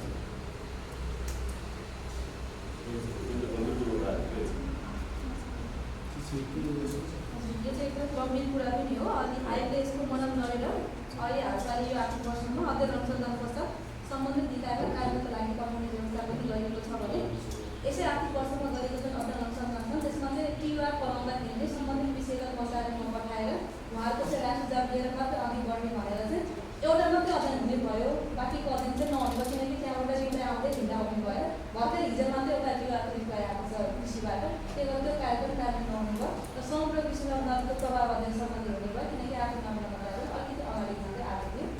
त्यो भएर चाहिँ यो आर्थिक वर्षदेखि हामीले कार्यक्षेत्रगत शर्त बनाउँदाखेरि अनि अध्ययन आइसकेपछि पनि कार्यान्वयनको लागि सम्बन्धित निकायलाई एकदमै समन्वय र सहकारी गरेर अगाडि बढेका छन्। यसले उठाएको कुरा त गम्भीर हुन्छ। हाम्रो नीति योजना अहिले अध्ययन अनुसन्धान अन्वेषण गर्ने अनि प्रतिवेदन लागत स्रोत व्यवस्थापन कार्य सम्पादनको ढाँचा खुलाएको देखिँदैन पनि आयोजनाको विषयमा। र अर्को कुरा भनेको त्यो सम्बन्धित निकायसित सम्बन्धै नगरेर जस्तै कृषिमा हामीले के अध्ययन अनुसन्धान गर्नुपर्ने हो, अब खनिजतिर के अध्ययन अनुसन्धान गर्नुपर्ने हो होइन, अरूतिर के अध्ययन अनुसन्धान गर्नुपर्ने भन्ने कुरा त्यो निकायसित पनि राय नलिकन एकैचोटि टिआर बनायो अहिले बनाइयो भन्नुभयो, अलिक सचाइ भन्नुभयो होइन। त्यो टिआर बनाउनुभन्दा पहिला त्यो आवश्यक हो कि होइन भन्नु पनि बुझ्नुपर्ने होइन। बजेट निर्णय गर्नुभन्दा अगाडि नै त्यो आवश्यक हो कि होइन, अथवा पञ्चवर्षीय योजनामै त्यसलाई डिफाइन गरिसकेको छ भने योजना बनाउने बेलामै त्यो गरिएको छ भने त बुझिन्छ होइन। यदि योजनामा छैन र अहिलेको आवश्यकता अनुसार नै त्यो गर्नुपर्ने हो भने सम्बन्धित निकायबाट नै माग आएर चाहिँ अध्ययन अनुसन्धानको प्रति अगाडि बढ्छ। अन्वेषण गर्दा सम्बन्धित निकायहरूसित समन्वय गर्नुपर्ने गर्ने जस्तै प्रस्तावै माग्दाखेरि सम्बन्धित निकायसित गर्नु पर्यो। अब तपाईँको सिँचाइको योजना भनेको छ, यति हेक्टर चाहिँ कृषि जमिनलाई चाहिँ सिँचाइ गर्ने भनेको छ, सरकारी योजना भएको छ। अनि त्यहाँ फिल्डमा जाँदाखेरि त्यो त कृषिको ठाउँमा अपघातको द्वारा भेट भइसकेका छ है, त्यो त खेर होइन। त्यस्तोहरू खेर त गएछ। म यो खेलापातको नहर पावर राष्ट्रिय बस्छु, पावर राष्ट्रको नहर बनाएको छु नि सबै यो पार्टीदेखि विलुप्तदेखि तल शिक्षा होइन। अब बिस्तारै त्यो पावर राष्ट्रको पानी छोडेको त्यो शिक्षा छोड्नुपर्ने छोडिसक्यो।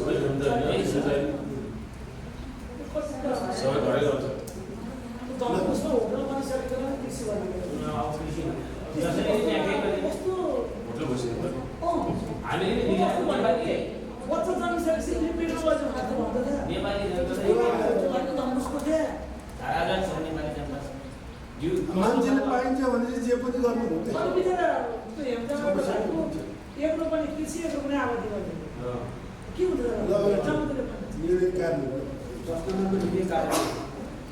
प्रदेश तथा स्थानीय तहमा विकास कार्यक्रममा आयोजनाको आयोजन गर्दा देखा परेका नीतिगत, व्यवहारगत, कानुनी, कार्यविधिगत तथा अन्य समस्या समाधान गर्न प्रदेश विकास समस्या समाधान समितिको पुरस्कार छ। समितिको बैठक त्रिपटक बसी 29 निर्णय गरेकोमा 4 कार्यान्वयन, 11 आंशिक कार्यान्वयन र 14 कार्यान्वयन भएका छैन। समस्याहरू समाधान गर्न समितिको काम कारबाहीलाई प्रभावकारी बनाउनुपर्दछ। आर्थिक वर्ष 2080-81 मा आयोगले 12 पटक बैठक बसेको छ। बैठकले प्रदेशका समष्टिगत आर्थिक सूचकहरू समीक्षा गरी सम्बन्धित मन्त्रालयहरूलाई निर्देशन दिने, दोस्रो पञ्चवर्षीय योजनाको निर्माण प्रक्रिया अगाडि बढाउने, बजेट सीमा निर्धारण गर्ने, मध्यकालीन खर्च संरचना स्वीकृत गर्ने लगायतका 19वटा निर्णय गरेको छ। आयोगले गरेका निर्णयहरू कार्यान्वयन हुनुपर्दछ।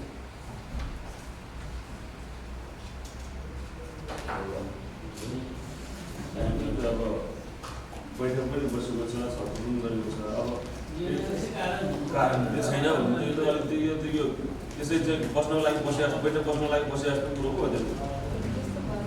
यसमा चाहिँ आयोगको बैठकहरू गरेका निर्णयहरू कार्यान्वयन भएको निर्णय एमपिएफ सुचित भएको निर्णय कार्यान्वयन हुन्छ, सिलिङ प्रदान गरेको निर्णय कार्यान्वयन हुन्छ। कार्यान्वयन नभएको भन्न खोजेको प्रदेश विकास समस्या समाधान समितिले निर्णय कार्यान्वयन नभएको अवस्था पनि थियो र अहिलेसम्म प्रदेश विकास समितिको अध्यक्ष त नीति जनाको बारे होइन, मुख्यमन्त्रीहरू सुन्दैन, मुख्यमन्त्री नै हो। पत्रकारको कार्यविधि निर्देशिका संशोधनै भएको छैन। पत्रकारबाटै म पनि एजुकेस हो कि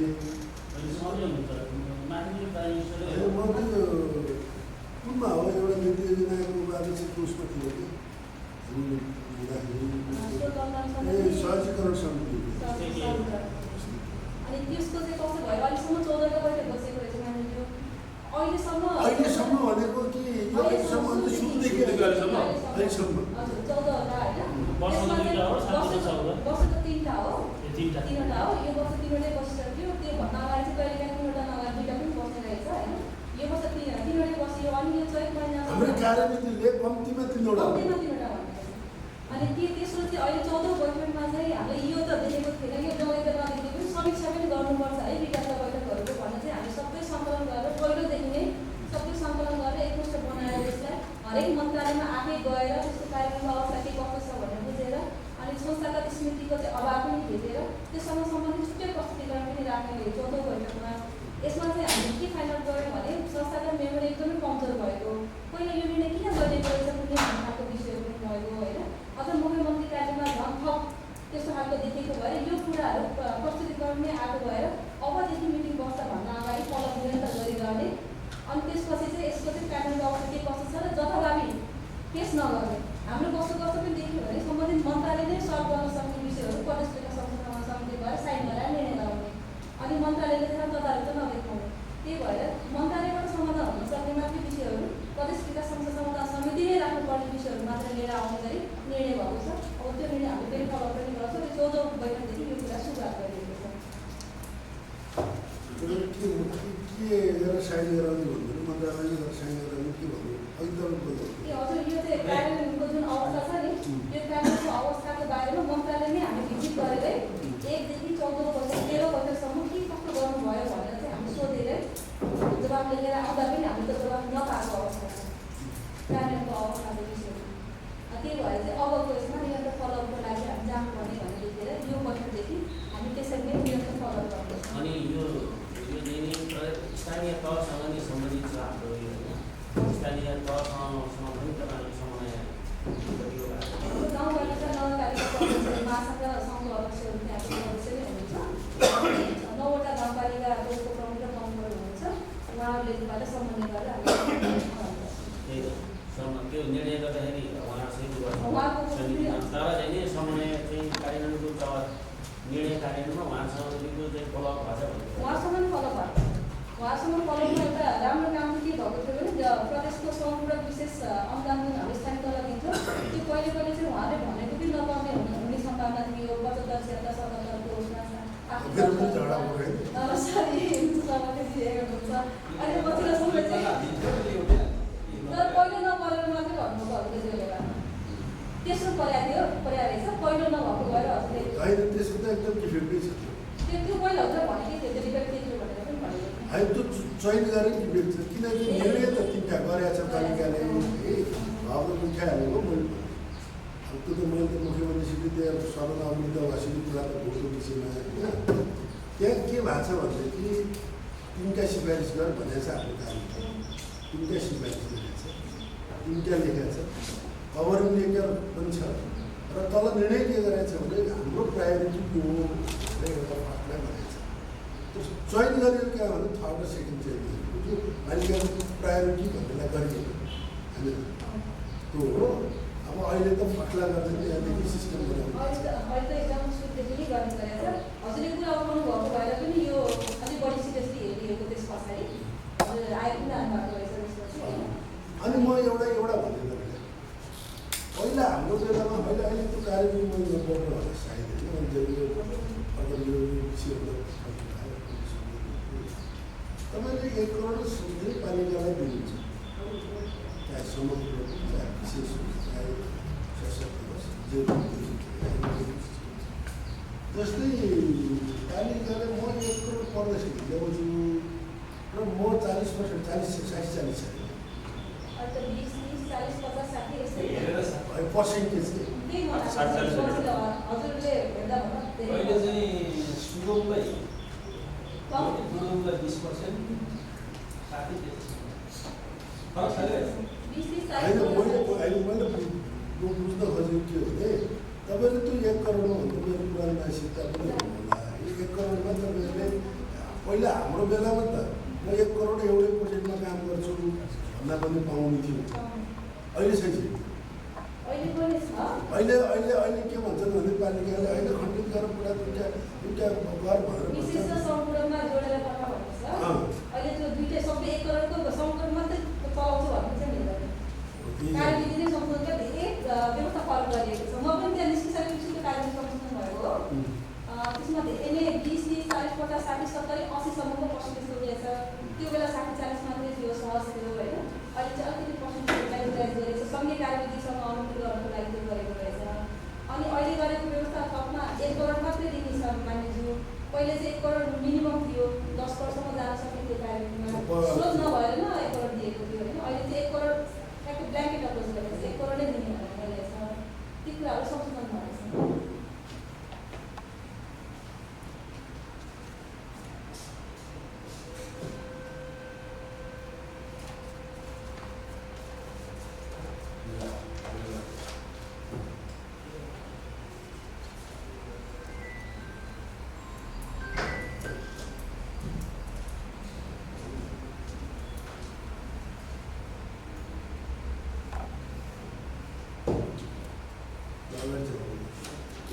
एक्टिभ तथ्याङ्क प्रणाली प्रदेश विद्युत योजना आयोग गठन तथा कार्यान्वयन आदि 13 अक्टोबर तथा आयोगको काम कर्तव्य र अधिकारको व्यवस्था छ आयोगले हालसम्म प्रदेशको एक्टिभ तथ्याङ्क व्यवस्थापनको लागि कुनै पनि संयन्त्र स्थापना गरेको छैन भने वार्षिक प्रतिवेदन तथा विभिन्न अनुसन्धानात्मक कार्यको केन्द्रीय तथ्याङ्क कार्यालय र मन्त्रालयबाट पटक्कै रूपमा विवरण मार्गले तयार गर्ने गरेको देखिन्छ विगत वर्षमा परामर्शदाताबाट गण्डकी प्रदेशको आर्थिक सामाजिक सूचकाङ्क सहितको वस्तुगत डिजिटल प्रकार नामको एक्टिभ तथ्याङ्क पोर्टल स्थापना गरी पनि अत्यावधि नभएको तथा सम्बन्धित मन्त्रालयबाट तथ्याङ्क प्रदर्शन नहुँदा निस्किरहेको छ कार्यालयले एकीकृत तथ्याङ्क प्रणाली अत्यावधि गरी विश्वसनीय तथा भरपूर तथ्याङ्कका आधारमा आफ्ना काम कार्य अगाडि बढाउनु पर्दछ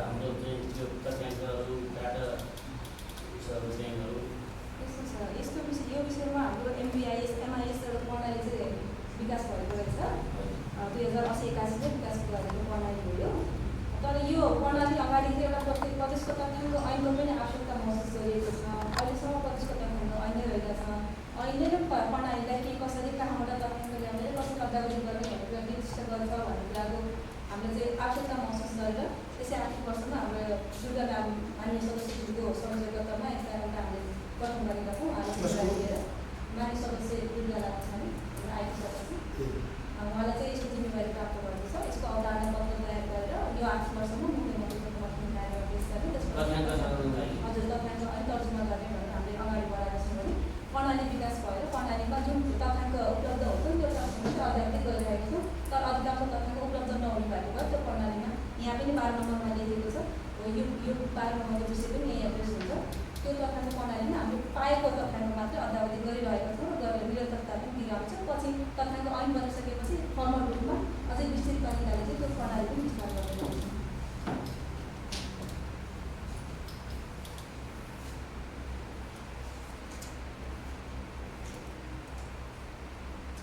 अनि यहाँ अर्को पनि भनेको छ त एउटा पत्रवार्ता आशाबाट गण्डकी प्रदेशको आर्थिक सामाजिक सूचाङ्क सहितको वस्तुको डिजिटल प्रोफाइल नामको एक तथ्याङ्क पोर्टल स्थापना गरे पनि अद्यावधि नभयो। त्यति बेला अद्यावधि भएको थिएन, अहिले भइरहेको छ। बिचमा नहुने कारण के हो? अनि यो त्यति बेला बन्दै थियो भर्खरै, यही आफूपर्छ यसले त बन्दै यसले त लागू गरिसक्यो तर अद्यावधि गरेन भन्छ नि त। यो पढ्नु त मैले नबुझेको होला। तथ्याङ्क स्थापना गरेको भने स्थापना गरिसकेपछिको नेक्स्ट इयरमा बल्ल त्यसको प्रविष्टि सुरु हुन्छ नि त।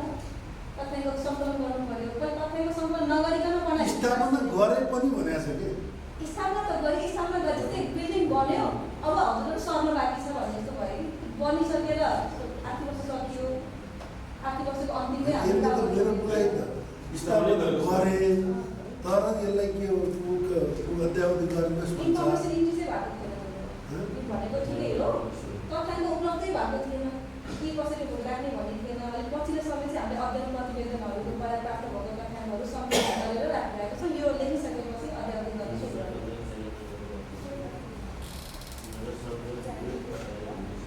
अहिले भइरहेछ। तथ्याङ्क प्रविष्ट भइसकेको छ यहाँ। हजुर, तथ्याङ्क प्रविष्ट भन्नाले तथ्याङ्क त रेगुलर प्रविष्ट भइरहने विषय हो, भइरहेका छ, फेरि भोलि पनि हुन्छन्, बढ्दै जान्छ। प्रणाली जडा अहिले यो वर्ष web based information management and visualisation (IIS) system निर्माणदेखि सञ्चालन गर्न एक परामर्शदाता सन् 2080-10-8मा 18,20,000 रुपियाँ सम्झौता गरेको छ। परामर्शदाताले सम्झौताका शर्तअनुसार कायम भइरहेको अवस्थामा पनि सबै रकम भुक्तानी गरेको छ। सफ्टवेयर वेबमा आधारित हुने सम्झौता गरेकोमा हालसम्म प्रणालीमा तथ्याङ्क पुष्टि गरेको छैन। यसरी प्रणाली विकास गरी सञ्चालनको लागि गरिएको सम्झौता साथ संलग्न गरेको कार्यक्षेत्रगत शर्तअनुसारको सबै कार्य समयमै सम्पादन हुँदा आएको उद्देश्य अनुरूप कार्य हुन सकेको छैन। प्रणाली सञ्चालन भएको सुनिश्चिततासहित सम्झौताको शर्तको पालना गर्नुपर्दछ। यो अघि मैले भनेको यो पनि समाधान भइसक्यो, त्यो प्रणालीकै विषय हो, माथि त्यो उल्लेख गरेको प्रणालीको विषय हो। सम्झौताको शर्तमा चाहिँ के थियो भन्दाखेरि हामीले तथ्याङ्क पनि प्रविष्ट गर्नुपर्ने थियो र तथ्याङ्क उपलब्धै नभएको भए प्रविष्ट भएको थिएन र पनि हामीले आगामी त्यसको अर्को आर्थिक वर्षमा 6 महिनाको लागि एक्सटेन्ड गरेर यो तथ्याङ्क प्रविष्टि पनि गर्ने र यहाँ हाम्रो कर्मचारीलाई ट्रेनिङ पनि दिने भनेर चाहिँ त्यही पैसामा एक्स्ट्रा खर्च नगरिकन त्यसरी ट्रेनिङ दिन लगाएर अहिले चाहिँ हाम्रो कर्मचारी पनि प्रविष्ट गर्छ। अहिले अपडेट छ त्यसको? अहिले अपडेट भइरहेको छ।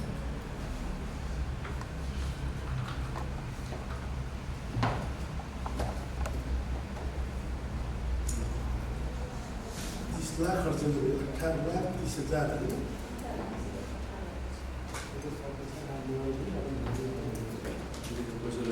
के भने त्यति बेला के काम भएको थियो? प्रविष्टिको काम तथ्याङ्क उपलब्ध नभइसकेपछि परामर्शदाताले के यो अझ 11-12 एउटै हो त। एउटै हो, प्रणाली एउटै हो, प्रणाली एउटै नै छ। MBIS भन्छ एउटै प्रणाली। किन मालिकहरूले मुद्दा धेरै देखाउनु 11-12 एउटै बनाइदियो भने त्यो माथि तथ्याङ्कसँग लिङ्क गर्न खोज्यो, तलको प्रणालीसँग लिङ्क गर्न खोज्यो। तर प्रणाली त्यो तथ्याङ्कसँग सम्बन्धित प्रणाली नै हो।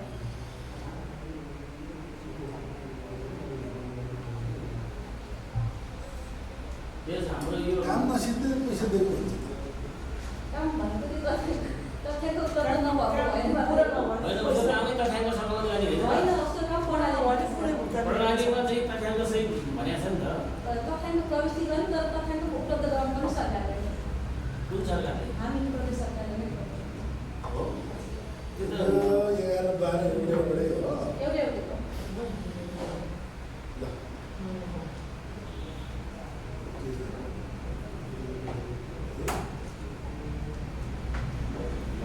यसै आफ्नो एकीकृत तथ्याङ्क छैन यो आफ्नो यसमा चाहिँ छ हाम्रो हजुर प्रणाली MBIS खोले हेर्नुभयो भने प्रदेश गरेर गरेको प्रदेश विकास समस्या समाधान समितिको निर्णय कार्य नगरेको महाराष्ट्र बेला उन्यायमा यस सम्बन्धमा सुधार गरेको देखिएको।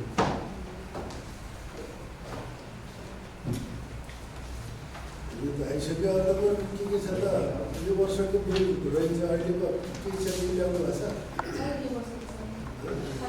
यो प्रतिवेदन तपाईँको छैन यो वर्ष योभन्दा अहिलेको पनि छैन छैन धन्यवाद बाटो एउटा चाहिँ थियो हामीले फसेट गरिसकेको छ प्रमाण पेश गर्ने खालको थियो त्यो पेश गरेर चाहिँ काम गरेको कुराहरूको विषयमा चाहिँ प्रतिवेदन तयार नहुनु भन्ने कारण हरेक मन्त्रालयमा देखिन्छ है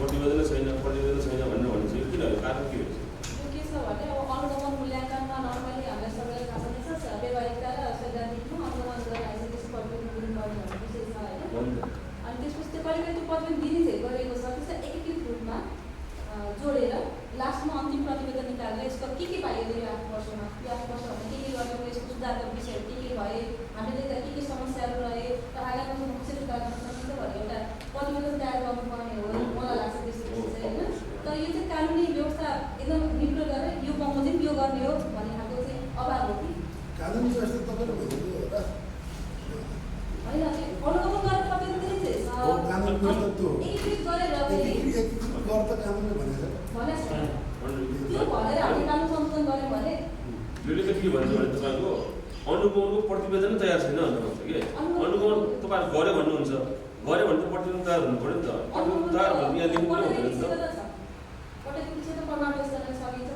अनि किन यसले मालिकहरूको त्यो हरेक मन्त्रालयमा देखिन्छ कि उहाँले भन्नु खोज्नु त सायद त्यो हो सर ए प्रतिवेदन भइसकेपछि एकीकृत गरेर त्यसको त्यो कुनै निष्कर्ष सुझाव पनि त हुनुपर्छ होइन हो त्यो खालको भयो भने सबै जोडेर त्यसको निष्कर्ष निकालेर प्रतिवेदन बनाउनु पर्ने भन्ने खालको उहाँले लेख्नुभयो भने अब हाम्रो कानुन संशोधन गरेर हामीले भन्यो बाध्यकारी बनायो भने त त्यो प्रतिवेदन हुन्छ होइन हजुरले भनेको कुरा एक स्टेप अगाडि भयो जस्तो लाग्यो एक स्टेप अगाडि नै भयो मेरो बुझाइ तर एकीकृत भन्दा नि यहाँ उठाएको समग्र उठेको कुरा के हो भने कन्सर्न के हो भने हरेक हामी 2 दिन 3 दिनको 1 हप्ताको अनुगमन ठाउँ फिल्डमा जान्छौँ त्यो फिल्डमा आएको पनि केही बुझेका छौँ होइन हिजो पाउने सेवा सुविधाहरू लियौँ तर मात्र एउटा प्रतिवेदन एटेच भन प्रतिवेदन भन त्यसको के हो त रिपोर्ट मौखिक त गऱ्यो होला होइन अफिसियल रिपोर्ट के हो भन्ने कुरा भन भन्ने तपाईँहरूको नि आयो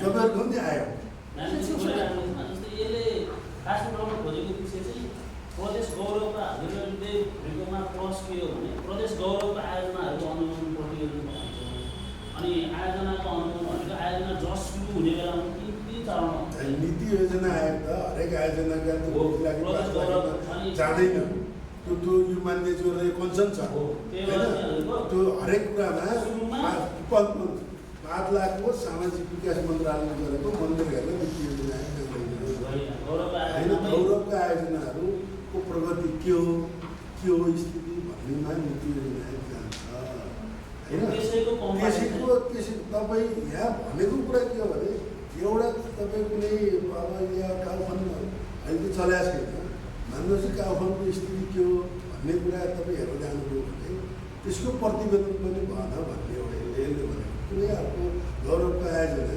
तपाईँले वनको यहाँ के अरे पचाइयामा चिल्ड्रेन पार्क के पार्क गऱ्यो के बनाउनु भने सानो मन्दिर पचाइयामा के अरे वनस्पति उद्यान पार्क हो कि के हो जू सहितको होइन त्यो गौरवको आयोजना छ नि त्यहाँ पुगिहाल्यो तपाईँले जहाँ गएर अनुगमन गर्नुभयो होला त्यसको प्रतिवेदन भन भन्दा पनि अब के त्यस्ता म यहाँ हाम्रो पञ्चायत 5 लाख प्रतिवेदन लेखेर हेरेर जान्छु भन्ने होइन होइन तपाईँहरू समग्रको पनि जानुभयो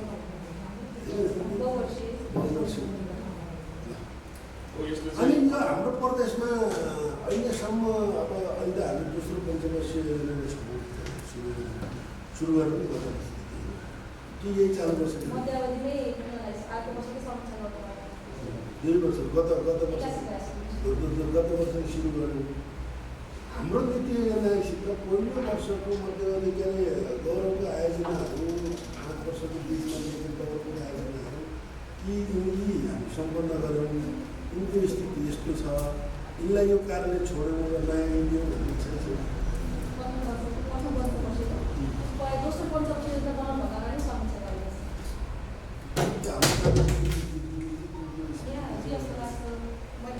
हाम्रोमा त आएको छैन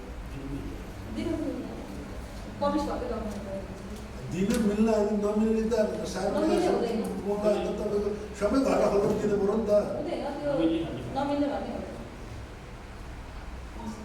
तपाईँको अब बजेट बनाउँदै गर्दा दरले के गर्नुहुन्छ हामी मान्दैनौँ। हामी सुझाव दिन्छौँ त्यो तपाईँले बनाउने कुरा हो होइन। त्यो बाहेकका अरू कुरा त तपाईँले दिनु पऱ्यो नि त। एकचोटि त्यो हेरौँ के गरिएको छ त्यो अन्य ज्वरो के छ भन्नु अब नीति आयोगले अब अलिकति यो बेसी अलि यो अहिले सरकारले भन्नुभयो यो वर्ष अलिकति हामीलाई अवसर पनि हो। यो देशको एउटा नयाँ परिस्थिति सिर्जना भयो। यसले एउटा अवसर के दिएछ भने झन् हामी अहिलेसम्म जनतालाई खुसी पार्छौँ, एक मान्छेलाई खुसी पार्छौँ भन्दाखेरि यो सबै बेचिदिए चाहिँ नै गएको स्थिति हो। त्यस कारणले अब यो नीति योजना आयोगले अलिकति स्ट्रिक्टली चाहिँ त्यो पारित गरेको चाहिँ सिस्टमलाई फलो गर्ने र त्यसको अनुसार चाहिँ मन्त्रालयलाई या सम्बन्धित निकायलाई अलिकति त्यसलाई चाहिँ कार्यान्वयनमा दिने, अलिक जोड दिने, अनुभवमा जोड दिने र अलिकति के भन्छ बुद्धि कस्ने गर्ने स्ट्रिक्ट गरिदियो भने अहिले बेचिदिँदा चिन्नु ल्याउन सक्छ भन्ने एउटा कुरा हो। त्यस कारणले त्यसमा योजना आयोगले अलिक ध्यान दिनु पऱ्यो। अब समग्रमा त हामी सम्पूर्ण चाहिँ मान्य साथीहरूले प्रतिबद्धता गर्नु पऱ्यो। हामी चाहिँ नि अब गर्दाखेरि नीतिगत ठुलो कुरा गर्ने अनि उता हाम्रो व्यवहार भनेको त्यही फेरि टुक्रे बजेट माग्ने मानसिकताबाट हामी मुक्त हुनुपर्छ। त्यो गर्न सक्यौँ भने हामीले सिस्टम ल्याउन सक्छ। नत्र भने यो चाहिँ सबै आफू केन्द्रित भएर चाहिँ बजेट माग्ने अब मुख्यमन्त्रीमा आउने गऱ्यो भने यो चाहिँ अब हामीले जति नीति बनाएर पनि यो काम लाग्दैन। त्यस कारणले अब यो अलिकति यो अवसर पनि हो। यो वर्ष हामीले अलिक चेन्ज ल्याउनु पऱ्यो। अलिकति नीतिगत योजनाहरूमा नीतिगत चाहिँ नि विषयहरूमा चाहिँ नि हाम्रो बजेटहरू केन्द्रित गरौँ एउटा कुरा। दोस्रो कुरा हामीले अब यो बजेट चाहिँ नि अहिले पनि भनेर हाम्रो बजेटको सिमिङ 33 अर्ब छ।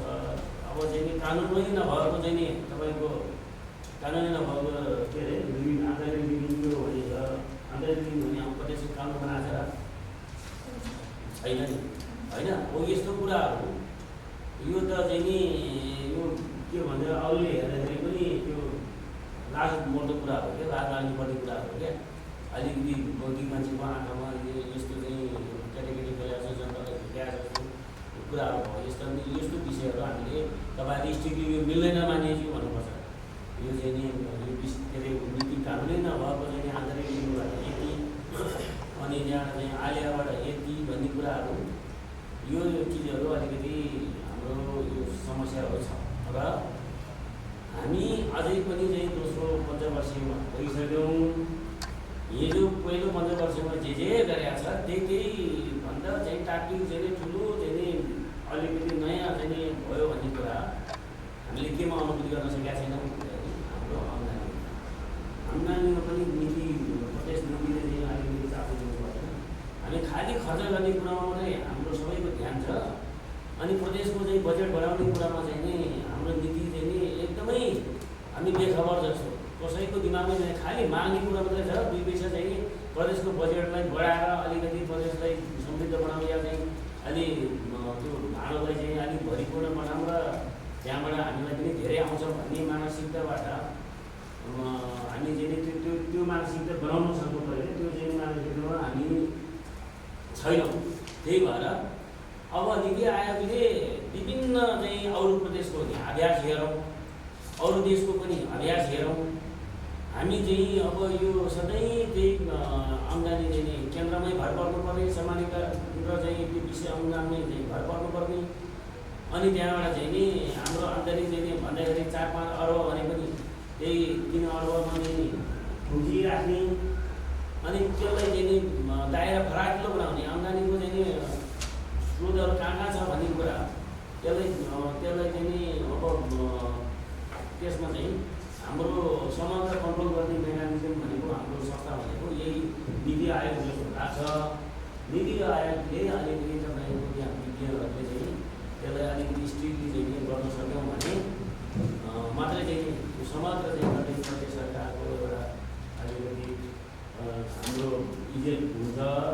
नत्र भने यो अब यसको मान्छेले दिने औचित्यमाथि प्रश्न उठाउनेहरूलाई अब बल पुग्ने बाहेक अरू केही भाषाले गर्न सकेका छैन। यो चाहिँ अलिकति सबैले ध्यान जाओस्, सबैले ध्यान दिउँ। म चाहिँ के भन्न चाहन्छु भने नीतिगत योजनाले चाहिँ अहिले आएको के गर्नु पऱ्यो भने चाहिँ हामी जहिले पनि त्यो टुप्पो योजनाहरूमा चाहिँ मान्नेहरू चाहिँ टुप्पो योजना ल्याउने अनि त्यताबाट पनि त्यस्तो किसिमको कामहरूलाई पनि फलो हुनुभन्दा पनि यहाँहरूले चाहिँ एउटा चाहिँ गण्डकी प्रदेशलाई चिनाउन सक्ने गण्डकी प्रदेशको एउटा चाहिँ नमुना योजना होइन, जुन योजना चाहिँ गण्डकी प्रदेशको भविष्यमा पनि राष्ट्र सङ्ग्रहको लागि त्यसले चाहिँ प्रमुख भूमिका खेल्न सक्ने किसिमको योजना त्यस्तो किसिमको प्लानहरू ल्याउनु पऱ्यो कि त्यो हामी त कुनै प्लान छैन। त्यो मन्दिर बनाउने, बाटो बनाउने, धारा पानी दिने त्यो मात्रै विकास हुन नि, त्यो मात्रै एक्स्ट्रामा जाउँ न। हामी संसार कहाँबाट कहाँ पुगिसक्यो, मान्छेले पानी मुनि समुद्र मुनि बाटो बनाउन लागिसक्यो, त्यो जमिनमा बाटो बनाउन ठाउँ नपाएर उहाँ चन्द्रमामा बाटो बनाउन लागिसक्यो होइन। हामी चाहिँ मेरो घर चाहिँ त्यहाँ चाहिँ बाटो छैन, उता धारा छैन भन्ने बुझ्नु हामी त्यहाँ मिल्नु भएन क्या। योजना आयोगले चाहिँ के गर्नु पऱ्यो भने यो गण्डकी प्रदेशको यो समयमा यो कार्यकालमा चाहिँ हामी त्यहाँ बस्दै गर्दै यो किसिमको प्लान हामीले गरेको भनेर गडबड हामी जाँदैछौँ, रिटायर हुँदैछौँ। रिटायर हुँदै गर्दाखेरि हामीले यो काम गरेको है भन्ने किसिमको चाहिँ गर्व होस् न। तर यहाँ त के भयो भने उयो गाउँमा एउटा धारा ल्याइदिएको, एउटा टुटी ल्याइदिएको, अनि एउटा चाहिँ पानी ट्याङ्की बनाइदिएको, एउटा सानो गोर्ने बाटो खनिदिएको, एउटा सानो कुलो कोर्सो खनिदिएको, त्यस्तो योजनाले चाहिँ प्रदेशको उन्नति, देशको उन्नति हुन सक्दैन क्या। हामीले त्यस्तो ठाउँमा लगानी होस् कि जुन लगानीले चाहिँ भोलि हाम्रो त्यो फिडब्याक दियोस्, त्यसले चाहिँ त्यति नै भोलि चाहिँ भविष्यबाट त्यति नै राष्ट्र चलाउनको लागि त्यसले प्रमुख भूमिका खेलोस् भन्ने चाहिँ प्लानहरू पनि बनाउनु पऱ्यो क्या। त्यो यस्तो किसिमको अलिकति गम्भीर हुनु पऱ्यो क्या। हामी चाहिँ पनि सानो कुरामा गम्भीर हुनु हुने क्या। हामी यत्रो सुनको गण्डकी प्रदेशको भइगएको हो भने हामी सुनको गण्डकी प्रदेश चलाउनु चाहिँ क्षमता व्यक्तित्वहरू नै हामीले त्यो किसिमको प्लान गर्नु पऱ्यो कि होइन। हाम्रो त के भयो भने कहिले पनि अब मन्त्रीको ध्यान पनि त्यही सानो धारामा छ, मुख्यमन्त्रीको ध्यान पनि त्यही सानो धारामा छ, माननीयको ध्यान पनि त्यही सानो धारामा छ, अनि त्यो कर्मचारीहरू पनि त्यो सानो धारालाई कसरी परिपूर्ति गर्ने, कसरी मन्त्रीले खुसी गर्ने, कसरी मुख्यमन्त्रीले खुसी पार्ने, कसरी चाहिँ माननीयले खुसी पार्ने, त्यसले चाहिँ यो उस दिँदैन कि परिणाम दिँदैन कि। त्यो पनि परिणाममुखी हुनको लागि हामीले अलिकति एक्स्ट्रा किसिमको चाहिँ सोचहरू गर्नु पऱ्यो क्या।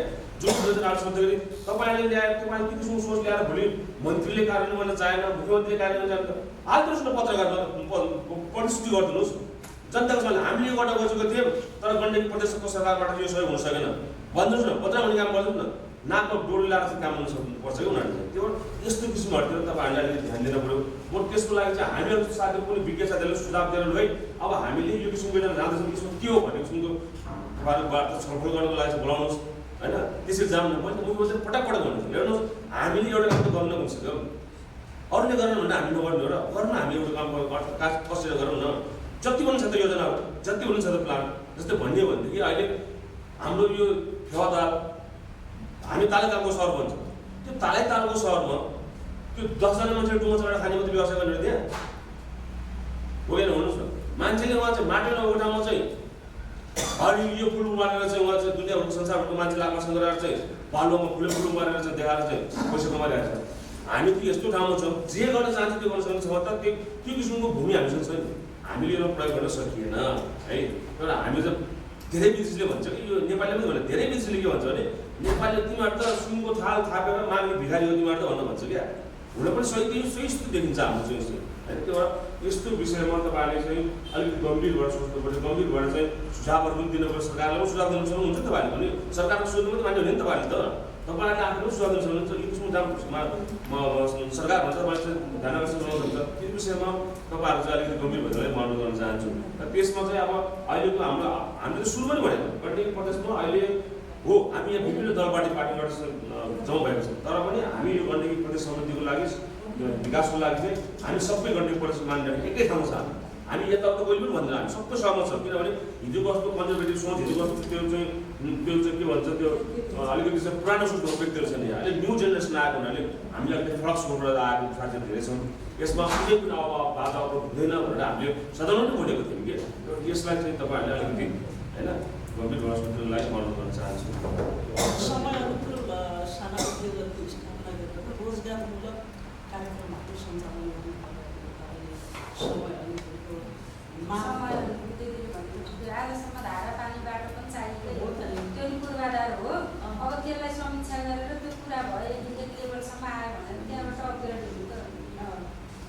सबै कुरा गलत पनि भन्नुहुन्थ्यो। अब इरानले समुद्रबाट इन्टरनेटको तार फालेछ भनेर हामी केही गर्न सक्दैन। हामीसँग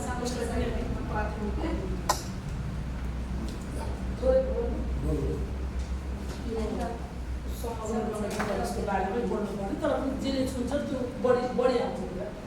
जस्तै मातृ शिशु मृत्यु दरमा चाहिँ गण्डकीबाट त्यस्तो हुन्छ पहिलो चाहिँ प्रणाली जस्तो हरेक 100जनामा 2 जनाको चाहिँ एउटा जननीमा डेथ हुन्छ भन्ने तथ्याङ्क बनाएको।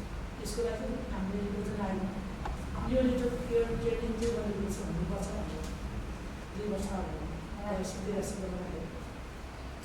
त्यसको कारण ठाउँसँग कुरा अनि यो अहिले जति पनि भइरहेको छ काम यो चाहिँ नराम्रो पनि भन्नु मिल्दैन।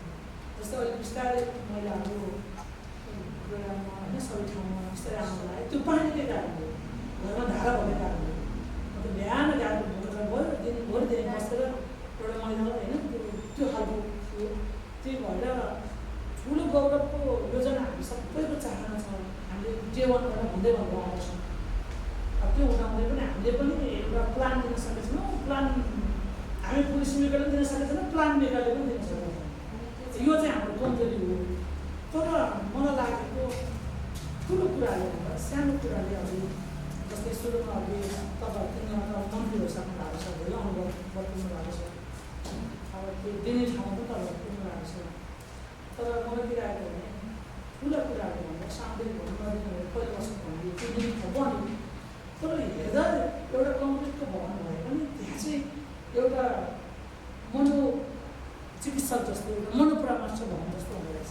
त्यो समाजमा गएर ती सबै मान्छे त्यहाँ बस्दा घुलमिल हुँदा जुन खालको डिप्रेसन नहुने खुसी हुने मान्छे गण्डकी प्रदेश अब सबैभन्दा 7% सबभन्दा भन्ने छ सबभन्दा सम्पन्न पारेर भने घरहरू जम्नु पारेको छ तथ्याङ्क।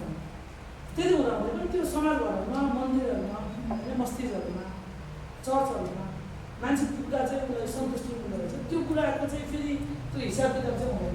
मैले चाहिँ यसो भन्छ है किनकि मान्छेलाई चाहिँ पाल्नु भएन अनि त्यो भएको कारणले यो कुराहरू उनीहरूको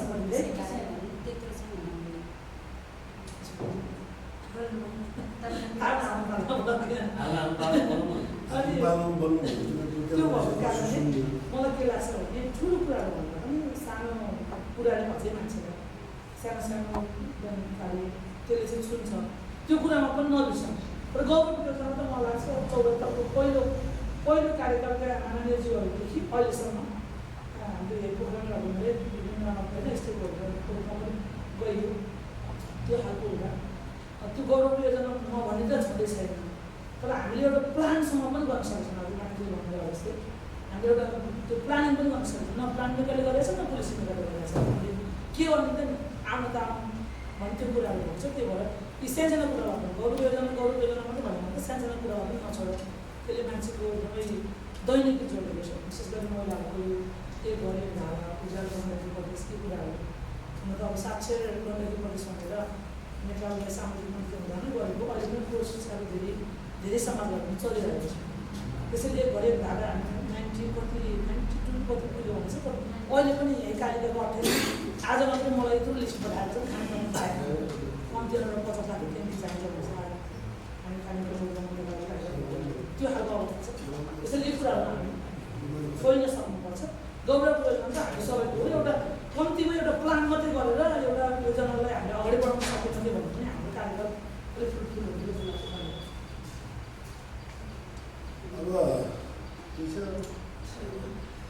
मान्यज्यूहरूको खास गरी नीति योजनाहरूलाई जे कुरा छ त्यो सुधार उनीहरूले यो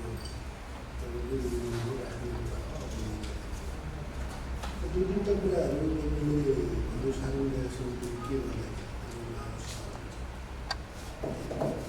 निर्णय गर्ने आफ्नो निर्णय लिएर जाँदा के सुन्नु एउटा अब गम्भीर कुरा तपाईँले गर्नुभएको छ त्यो प्रति के अरे निर्णयको कार्यान्वयनको सन्दर्भमा होइन मन्त्रालयमा जाँदाखेरि तपाईँले त मागे पाउनु पर्ने एक अर्को मन्त्रालयमा चिठी पठाएपछि त्यसको उनीहरूले पाउनु पर्ने त्यो इन्स्टिट्युटको पावर के मेमोरी छैन भने त्यो विषयमा उनीहरूलाई के गर्दा अरू विषयहरू हाम्रो अन्तर्गतलाई सम्बन्धित छ र के गर्दा ठिक भयो इन्स्टिट्युसनल मेमोरीको विषय जुन भयो त्यसमा चाहिँ हजुरले चाहिँ सबै निकायले चाहिँ आफ्नो इन्स्टिट्युसनल मेमोरीको एउटा व्यवस्थित गर्नुपर्ने खालको विषयहरू भयो होइन। अनि अर्को चाहिँ यहीँ लेखेको कुरा जुन छ नि अर्को क्षेत्र अधिकारमा अध्ययन अनुसन्धानको विषय त्यसमा कस्तो हुन्छ भने हामी जुन प्रशासनिक हुन्छौँ त्यहाँ होइन नीतिगत योजना आयो भने पनि त्यहाँ 3 जना मानिस सदस्य र औपचारिक बाहेक अरू त हामी विषय क्षेत्रगत हुँदैनौँ, हामी त सबै प्रशासनिक हुन्छौँ। अब प्रशासनिक व्यक्तिले कृषि क्षेत्रको टिवा कसरी बनाउन सक्छ, यसमा के आवश्यकता छ भनेर कसरी पहिचान गर्न सक्छ भन्ने विषयहरू क्वेसन मार्कको विषय पनि हुँदैन। त्यही भएर चाहिँ कृषि क्षेत्रगत निकायबाटै अनुरोध भएमा मात्र आयोगले त्यस्ता खालको अध्ययन गर्ने अनुरोध गर्नु पऱ्यो नि त। अनुरोध गर्नुभयो भने उहाँको आवश्यकता रहेछ भन्ने थाहा हुन्छ अनि उहाँले नै हामीलाई हेल्प गर्नुहुन्छ। अब हामीले नै यो गर्नुपर्छ भनेर थाल्यौँ भने चाहिँ कहिलेकाहीँ उहाँले हामीसँग फुर्सद छैन, टाइम छैन, अथवा उहाँहरूको पनि कार्यक्रमहरू हुन्छ होइन। त्यही भएर त्यहाँबाट चाहिँ डिमान्ड उत्पन्न भएर मात्रै हामीले अध्ययन अगाडि बढाउनु पर्ने विषय निर्देशन दिनुभयो भने धेरै सहज हुन्छ। अनि अर्को विषय चाहिँ अर्को मैले हेर्दै मैले त्यो भन्ने पनि थिएँ जस्तो लाग्थ्यो होइन हजुरलाई भए पनि हजुरले सोधिहाल्नु हो। अनि यो चाहिँ अघि मैले अनुगमनको विषय मैले अघि भनेको थिएँ हजुरले एकपल्ट अगाडि गएर भन्नु भनिरहेको थियो नि हो। त्यो विषय चाहिँ पोलिसीमै राखिदिनु भयो भने वार्षिक प्रतिवेदन त्यो मन्त्रालयबाट त्यो निकायबाट वार्षिक रूपमा भएको अनुगमन मूल्याङ्कनको वार्षिक प्रतिवेदन लिखित रूपमा सुझावसहित त्योभन्दा अगाडि आयोजनागत अनुगमनको प्रतिवेदन तयार हुनुपर्ने छुट्टै र वार्षिक मन्त्रालयले अथवा आयोगहरूले वार्षिक रूपमा वार्षिक अनुगमनको वार्षिक प्रतिवेदन पनि तयार गर्नुपर्ने त्यो टुक्टिएको छ। यो कुराहरू गर्नुभयो भने हामीलाई धेरै सहज हुन्छ। अर्को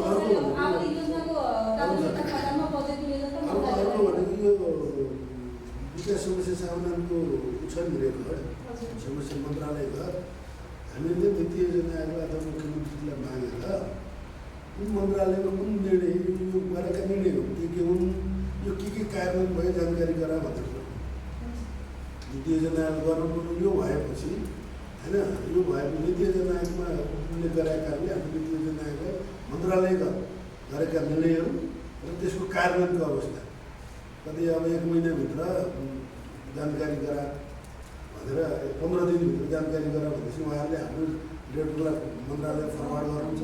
त्यो गरिसकेपछि उहाँहरूले प्राप्त गर्न अलिक एउटा सहजता हुन्छ जस्तो लाग्छ होइन। अर्को भनेको तपाईँले त्यो वार्षिक प्रतिवेदनको कुरा गर्नुभयो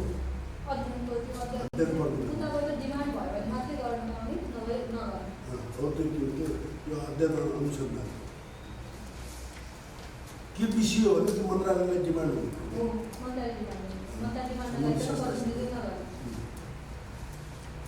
सिद्धान्त अब मान्य सदस्यज्यूहरू र नीति योजना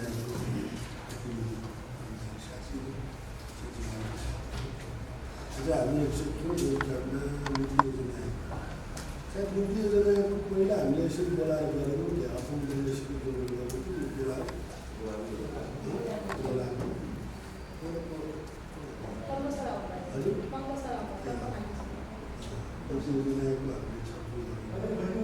यसमा म नीति योजनाको कर्मचारी साथीलाई के भन्छु भनेदेखि तपाईँले एउटा तपाईँको जवाब छ दिनुभएको छ यो पनि एक कदम अगाडि हामीले आज तपाईँको लिखित जवाब मागेको आज तपाईँका कुरा पनि सुनौँ, मान्यज्यूहरूका कुरा पनि हामीले सुनौँ है। अब आज दुर्भाग्य के हो नदेखा परिवर्तन हुँदैन त्यहाँ भयो तपाईँको अझै 1-2 इस्युहरू गर्ने अलिक छलफल हुन्थ्यो। उहाँहरू वार्षिक प्रतिवेदन बनाउनु कारको कारण हो त्यति बेला त बैठक नराख्थ्यो भन्ने छ। फेरि हाम्रो फेरि यो हाम्रो के छ नि प्रदेशको आर्थिक यसमा ठुलो साउन्डमा त होइन सानो साउन्डमा के भनेको छ भने यसको आशयमा बजेट आउनुभन्दा पहिला सार्वजनिक समिति प्रतिवेदन सभामा त्यसो भन्ने खालको छ। त्यो कारणले पनि हामीले अहिलेसम्म हामी सार्वजनिक समितिमा आइसकेपछि हामीले अवसर पनि पायौँ किनकि पहिलोदेखि 5औँसम्मको प्रतिवेदन 1 वर्ष गऱ्यौँ हामीले पहिलाको 5 वर्ष जति भयो नि यो विषयमा पनि हात हालेको रहन्छ, कुनै पनि रहन्छ, कुनै प्रतिवेदन गएको पनि छलफल भएकै रहन्छ। किनभने चाँडो त उनीहरूले गरिसक्नु पर्ने हो, हामीले 5औँदेखि 6औँ 7औँ गर्नुपर्ने हो 3 वर्षमा, होइन?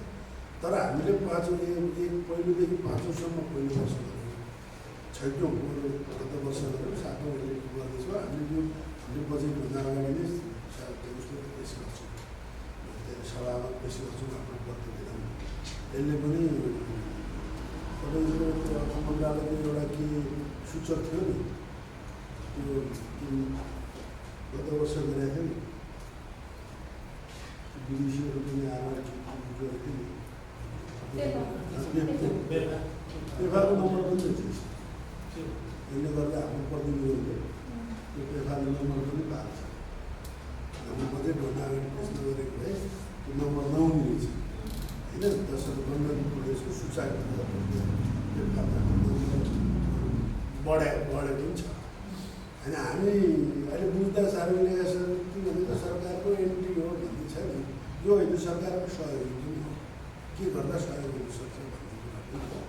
अब यो विषयको जुन छलफल भएको छ तपाईँलाई म भने यहाँ तपाईँले जुन उत्तर देख्नु भएको छ, हामी निर्णय गर्ने बेलामा बोलाउँछौँ, सायद हामी उपाध्यक्षहरू बोलाउँछौँ निर्णय गर्ने बेलामा। हामी अब भोलिदेखि मन्त्रालयले निर्णय गर्न चलाउँछौँ। यो त पहिलो हामी दफावार छलफल गरेको तपाईँसित आएर निर्णय गर्ने बेलामा उपाध्यक्षसहित बोलाउँछौँ। हामी तपाईँलाई बोलाउँदाखेरि तपाईँको निर्णय आउनु पऱ्यो कि त्यो जवाब चाहिँ आउनु पऱ्यो भने अहिले मान्ने जुन जुन विषयमा कन्सल्ट गरेका छन् तपाईँ जित्नुभयो है, त्यो जवाब त्यति बेला हामीले निर्णयमा, किनभने हाम्रो सार्वजनिक समितिको निर्णय हामी गर्छौँ, न त्यो लेखा उत्तरदायी अधिकारीले थाहा पायो सार्वजनिक लेखा समिति के गराएको छ भने, न त त्यहाँको इन्स्टिट्युट पोलिटिकल लिडरसिपले थाहा पायो।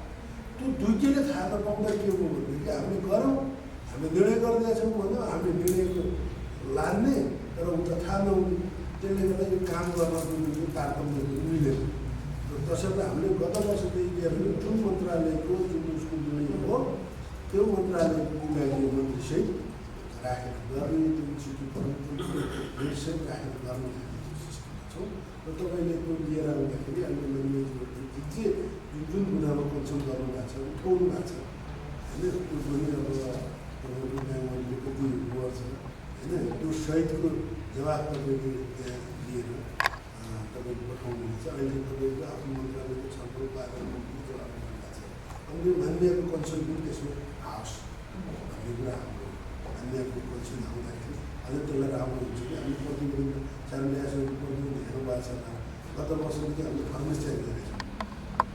पहिला सरकारले के अरे महालेखाले के भन्यो, हामीले के निर्णय गर्यो त्यो मात्रै भनेको।